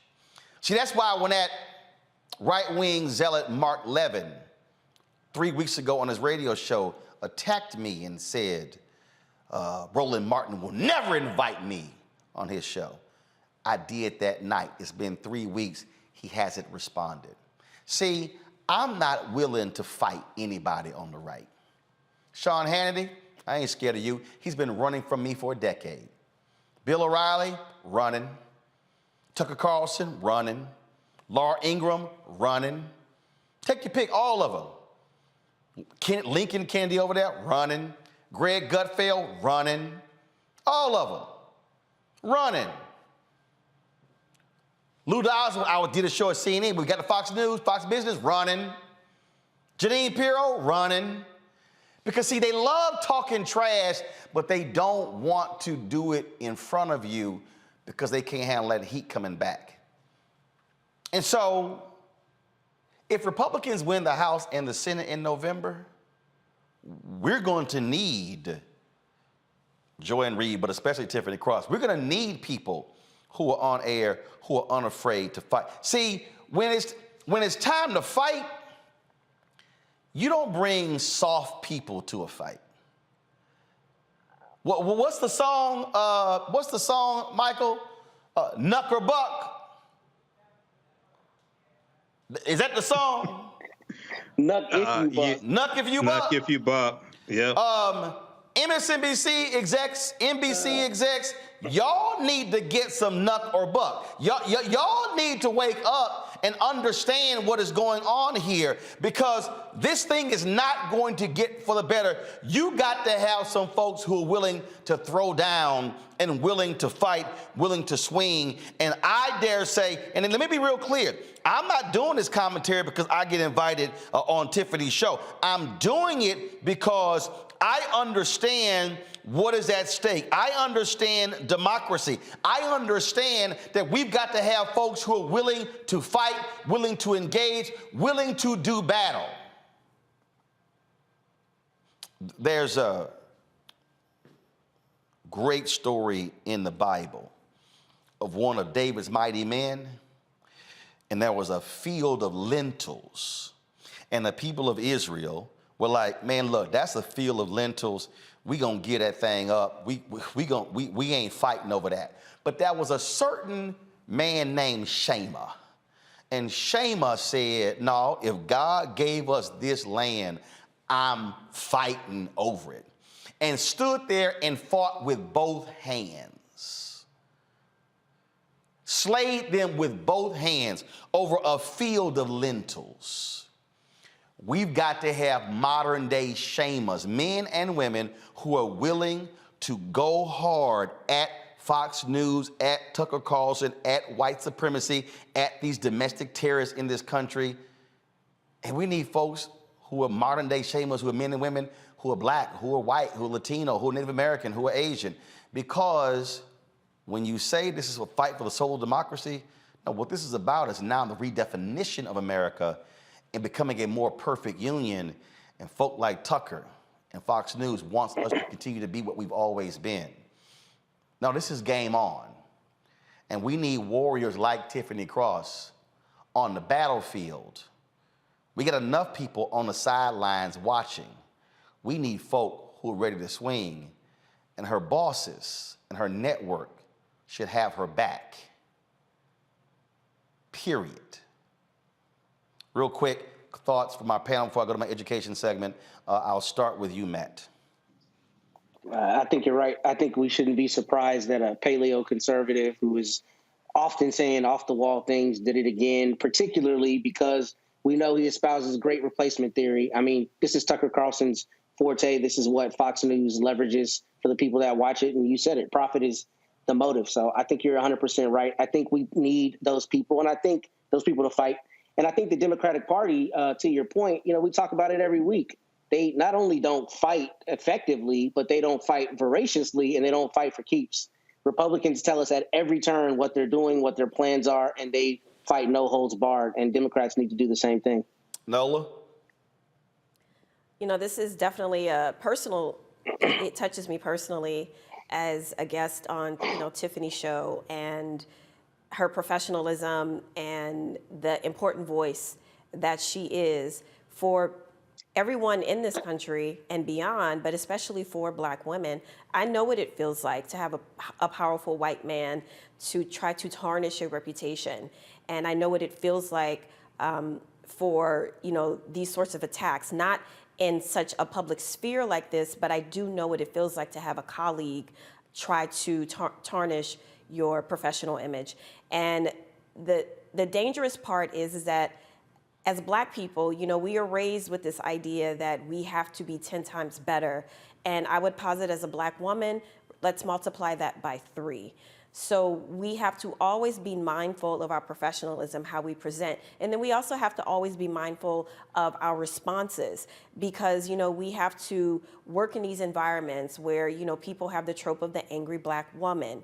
And so we always have to negotiate just how far we want to take it, how much of our authenticity we actually want to show up with.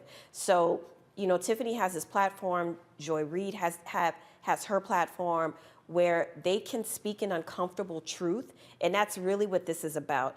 These are uncomfortable truths that many people in this country are trying to put bows on it and wrap it up in new kind of wrapping paper to present it as something else.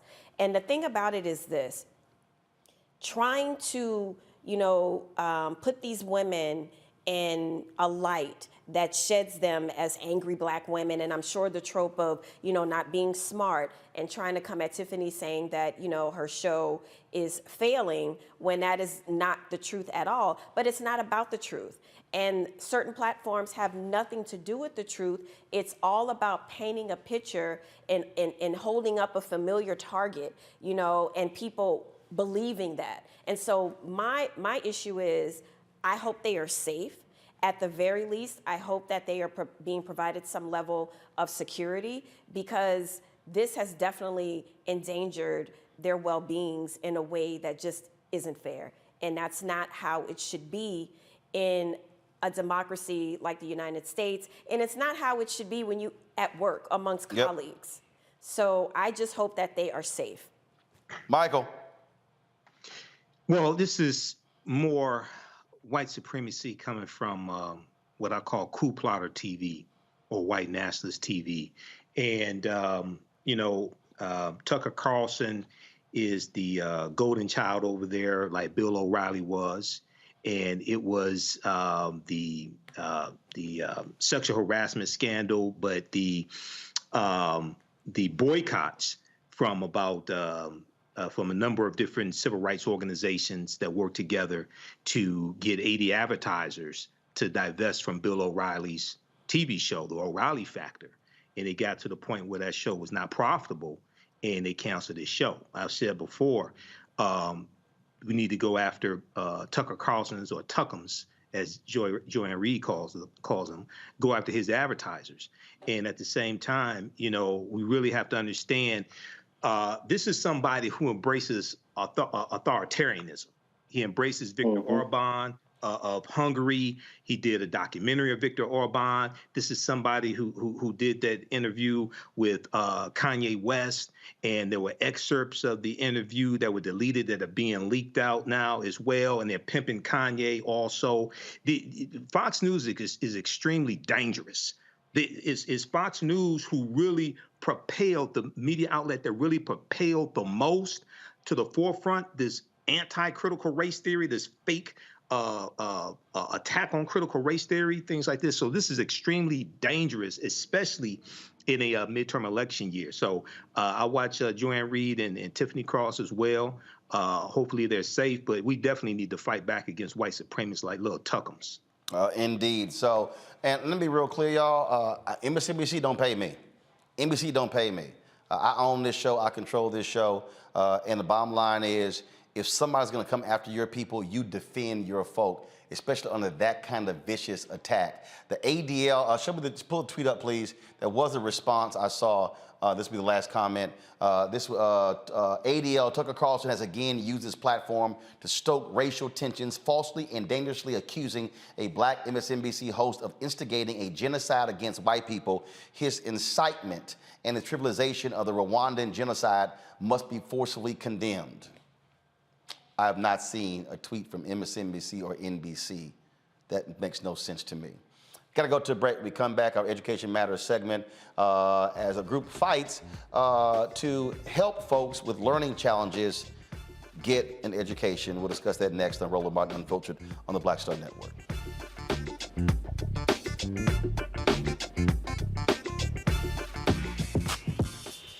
When we invest in ourselves, our glow, our vision, our vibe, we all shine.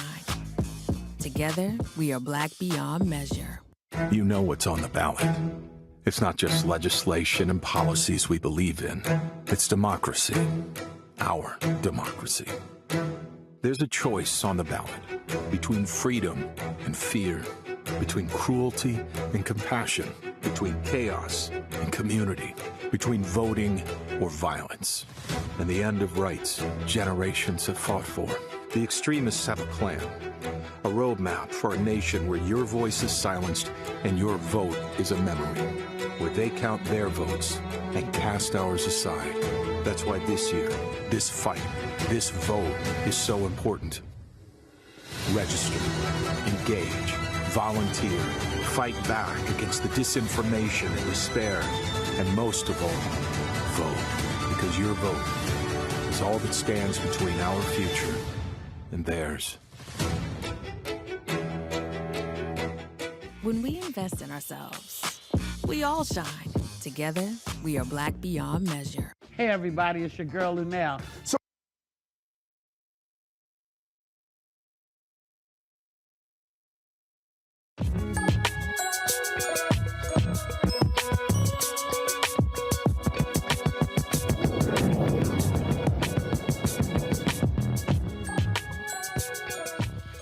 All right, folks, we know that children with learning disabilities or learning difficulties are often overlooked and left behind when it comes to learning environments. There's a group called the Shadow Project, and what their goal is to help those children, especially African-American children and Black students with disabilities. They're more likely to be restrained and excluded from general education classes. They're based in Oregon. They're a nonprofit doing the work to offer children with learning differences support they need to thrive in school. Their mission is to make schools more accessible and engaging K through 8 with learning challenges like dyslexia, ADHD, autism, and trauma. Executive Director Sharon Juneman from the Shadow Project, she joins us right now. Sharon, glad to have you with us. What was the impetus for starting this? What caused you, others to say, you know what, we've got to make this a priority? Well, I'll tell you what, the reason why the Shadow Project exists is because children with learning challenges have so much potential to contribute to our society and to be successful. And right now, they're not being given that opportunity in school. Our schools are overwhelmed, and in the pandemic, kids with learning challenges fell even further behind than the general population. And our world is missing out. We are missing out on these children because they're in the state of Oregon. 40% of kids with disabilities do not graduate high school on time with a standard diploma. And so they're not even getting the opportunity to reach that basic education milestone. So the Shadow Project is partnering with teachers. We believe that teachers need more resources, more education, more support to teach kids who have learning differences like ADHD and autism and dyslexia, so that they can have their gifts recognized and encouraged and go on to achieve their dreams and their goals. First of all, how many places are y'all located in? You're based in Oregon, but are you national? Do you have chapters? So how does that work?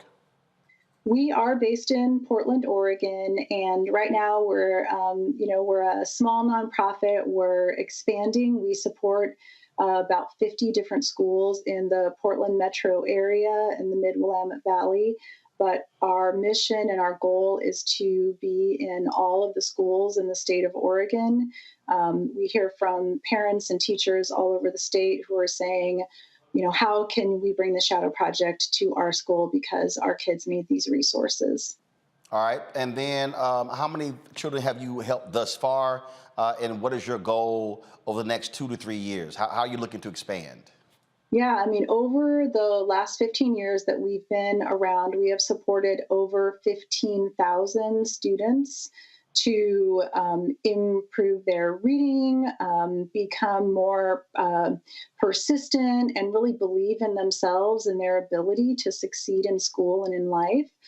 But every year there's 80,000 kids in special education programs in Oregon, and so we have a goal over the next 4 to 5 years to serve an additional 10,000 students. So we want to expand and grow and eventually become a national organization. Cool. Questions for my panel. Nola, you first. Thank you so much for doing this very important work. As an educator, I can tell you that these sorts of programs are definitely needed to level the playing field, so to speak, inside the classroom. So my question is, what are some of the challenges that you're seeing? I'm very curious. What are some of the challenges regarding maybe funding issues? And then secondly, how does the program help the students kind of matriculate into other populations where other students are? So is that like a seamless process? Is that challenging? So I'm just curious about some of the challenges. Yeah, I think that in terms of funding, I mean, one of the biggest challenges is that the federal regulations that provide the basis of the law that children with disabilities get a free and public education, that the legislation exists and has existed since 1975, but it's never been fully funded. So it's only ever been funded at about 40% of the total cost of what it actually would cost to follow through with all of the federal mandates. So funding is a huge challenge. But beyond that, I think that there's education and awareness. That's another huge challenge. At one study in 2017 by the National Center for Learning Disabilities showed that actually 33% of teachers surveyed felt that students with learning disabilities were not achieving to their potential because of laziness. And that's so there's a stigma in our society, and there's stereotypes about people with learning disabilities that if they just try harder, they could do it. And the fact of the matter is that kids with learning challenges are working hard every day. They're working 10 times harder than every other kid to achieve basic milestones. And what they need is to not have a one-size-fits-all education system. Our education system was not built to educate people with disabilities. And there's change slowly coming over time, but the change is slow and more change is needed. And schools need more resources because, a teacher might have 30 kids or more in the classroom, and the teacher's job is so hard to be able to know every student and to understand the individual things that child needs to succeed in school. That's where the Shadow Project comes in, because we bring in more resources. For example, one of the programs that we do is help schools build a sensory space, and then we train teachers and staff how to use it. And a sensory space is a learning space in the classroom or in the school where kids can, on a schedule, on a routine, be able to take breaks and have movement breaks and learn for themselves like what their emotional state is and how they're feeling and what they can do to support their own needs when they're feeling stressed, when they're feeling triggered, when they're feeling like they've got too much energy to be able to sit down and sit in their chair and pay attention. Well, what happens right now is when kids feel that way, they get sent to the principal's office, right? Because they're acting out, because they won't sit in their seat, they won't raise their hand to talk. But we have seen tremendous, tremendous changes when we bring a sensory space into a school. We've had teachers and principals tell us that it was a game changer for them. Instead of having to send kids to the principal's office, they start putting these kids on this sensory routine, and all of a sudden, kids are able to stay in class, they're able to attend to learning. These are simple, very low cost things that schools can do. We make it low cost because as a nonprofit, we do the fundraising and bring in the resources to the schools and partner with the schools. So, so a lot of these, societal challenges that we face, they're very hard to make change, but these resources that we're bringing in are very low cost and they're very effective. Michael. All right, Sharon, thanks for coming on and sharing this information with us. On your website, you talk about closing the opportunity gap in special education, and you talk about how students with disabilities don't get to graduate with their peers, and then with Black and Latino students, the educational disparities are even more magnified. Can you talk about one or two of maybe the unique disparities with Black and Latino students and how you're able to help them, how you're able to help them overcome those obstacles? Yes, absolutely. When we're talking about working with Black and Latino students and the additional education disparities that they face, first of all, Black and Latino students are disciplined at a much higher rate, nationwide and in the state of Oregon too, than white students are. And then you add on top of that the learning challenge and the disability, and so then it just magnifies all those issues. I mean, it magnifies issues for families too, because there's a lack of trust in the schools because of their generational experiences with education systems. And so there, for parents who have kids with learning disabilities, there's a lot of advocacy that you have to do. There's a lot of talking to the teacher, talking to the principal, make sure they know your kid, making sure they know what your kid needs. But for Black and Latino families, where there's this trust there, they're not sure if they're going to be heard by the school. They may have not been heard before, so there's like, well, why should I try to do this because my voice wasn't heard before, and then so for some families as well, Latino families, like if they are undocumented, they may be afraid to engage with the school in that way and kind of go through that official process to get an educational diagnosis of a disability.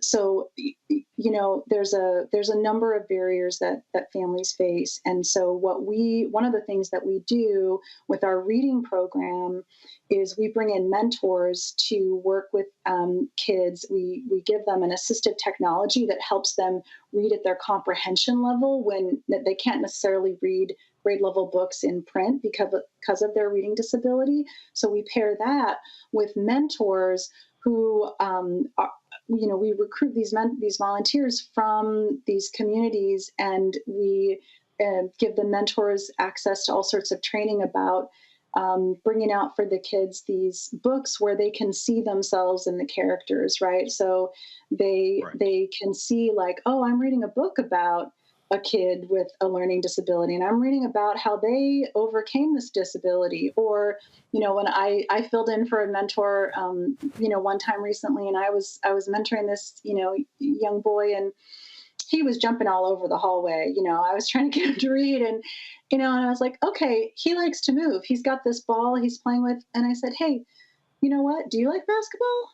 Yeah, he likes basketball. Okay, well, let's look for some books about basketball. And I tell you, as soon as we found a book about basketball, he was reading. Right. He was sitting in his chair and he was reading and he was paying attention. He was engrossed in that book.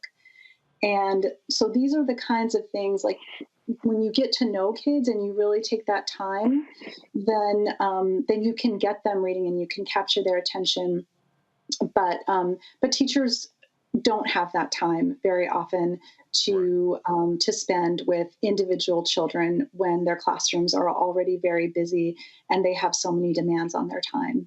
Matt? All right, thanks. I have a two-part question, and thank you for doing this very worthwhile work. So I know these aren't the same thing, but when it comes to students that have learning disabilities, is part of your advocacy helping people, particularly Black and Latino people, understand IEPs and 504 plans? And is there a part of your program that is supplemental to students that have those programs? Because I'm finding in my practice that some of my own clients don't know what their children are entitled to. And that schools are not providing that. So how do y'all address that issue in your advocacy? Yes, that is a huge issue.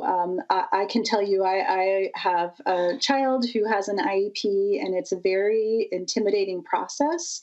It requires a lot of knowledge and honestly, a lot of emotional fortitude sometimes when, you want so passionately for your child to succeed and be given the right education that they deserve. And you're often faced with, the answer no, a lot of the time. No, we can't do that. No, we don't have that resource. And so the Shadow Project does provide parent outreach to the families in the schools where we partner, where we talk to families about, for example, the role of audiobooks in learning.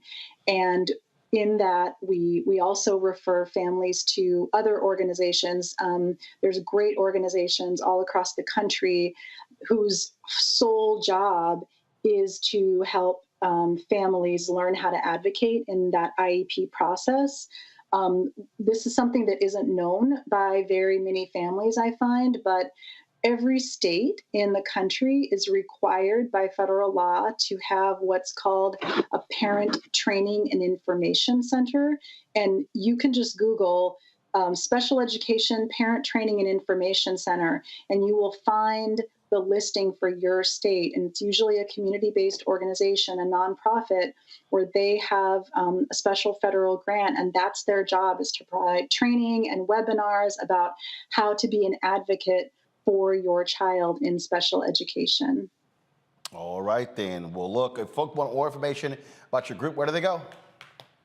shadow-project.org. All right, Sharon, gentlemen, we sure appreciate it. Thanks a lot. Thank you. All right, folks, that is it for us. Let me thank Michael. Let me thank Matt. Let me thank, I guess, Nola for coming here, being all disruptive and everything. Anyway. Sitting here. What? Nothing. What? I ain't say nothing. Oh, what? I'm sorry. You had something to say? I didn't say anything. I'm sorry. Since I'm on the other side of the studio, what? You had something to say? I didn't say nothing. Oh, I'm just checking. Like always, I'm just sitting here being, minding my business. I'm just checking. Look, they not a sponsor. Put that water down. They ain't spend no money. That's free advertising. We don't do that. We don't do that. All right, y'all. Don't forget, if y'all want to support us, download the Black Star Network app. Available on all platforms: Apple phone, Android phone, Apple TV, Android TV, Roku, Amazon Fire TV, Xbox One, Samsung Smart TV. And of course, you can also join our Bring the Funk fan club. Your dollars make it possible for us to do what we do. That, of course, is send your check and money order to P.O. Box 57196, Washington, D.C. 20037-0196. Cash App, $RM Unfiltered. PayPal is R Martin Unfiltered. Venmo is RM Unfiltered. Zelle is RolandSMartin.com. RolandMartinUnfiltered.com. And, of course, get your copy of my book, White Fear, How the Browning of America is Making White Folks Lose Their Minds. Available on all bookstores, Amazon, Barnes & Noble. And, of course, you can also get it on Audible and go to your favorite black bookstore. Folks, Sunday, actually, first of all, tomorrow, I'm in Buffalo speaking to the Buffalo NAACPs of Buffalo. I look forward to seeing y'all on, let's see here, Sunday. I have the GOTV rally That will be in Houston, 4 to 7 p.m. Pull the graphic up. So I'm going to be there on Sunday. Monday, Augusta, Georgia. We will be there working with, of course, on behalf of the Warnock campaign. Looking forward to having a town hall there. And the folks in Swainsboro, backed by popular demand, they said we're going to pack the joint out. They said they're going to have 300 to 400 people there waiting for us in Swainsboro on Tuesday. And so it's going to be a busy for a few days. I'll be back in studio on Wednesday. And so Buffalo tomorrow, Houston Sunday, Augusta, Georgia on Monday, Swainsboro, Georgia on Tuesday. Looking forward to all of you folks. Y'all take care. We always end the show every Friday, of course, with the folks who contribute to our fan club. And so we'll do that. And so don't be talking about my Ashley Larry candle, Nolan. Don't be. This a black show on a black network. No, I don't. That's what's called Black Star Network. So that's why we got candles going. We got the LED lighting. It's all right. That's right. We got it going on. You know this. Y'all know. She know. This ain't how MSNBC and CNN do it. Ain't that much flavor. Ain't that much color. Our chicken is seasoned. I'll see y'all on Monday. Holla!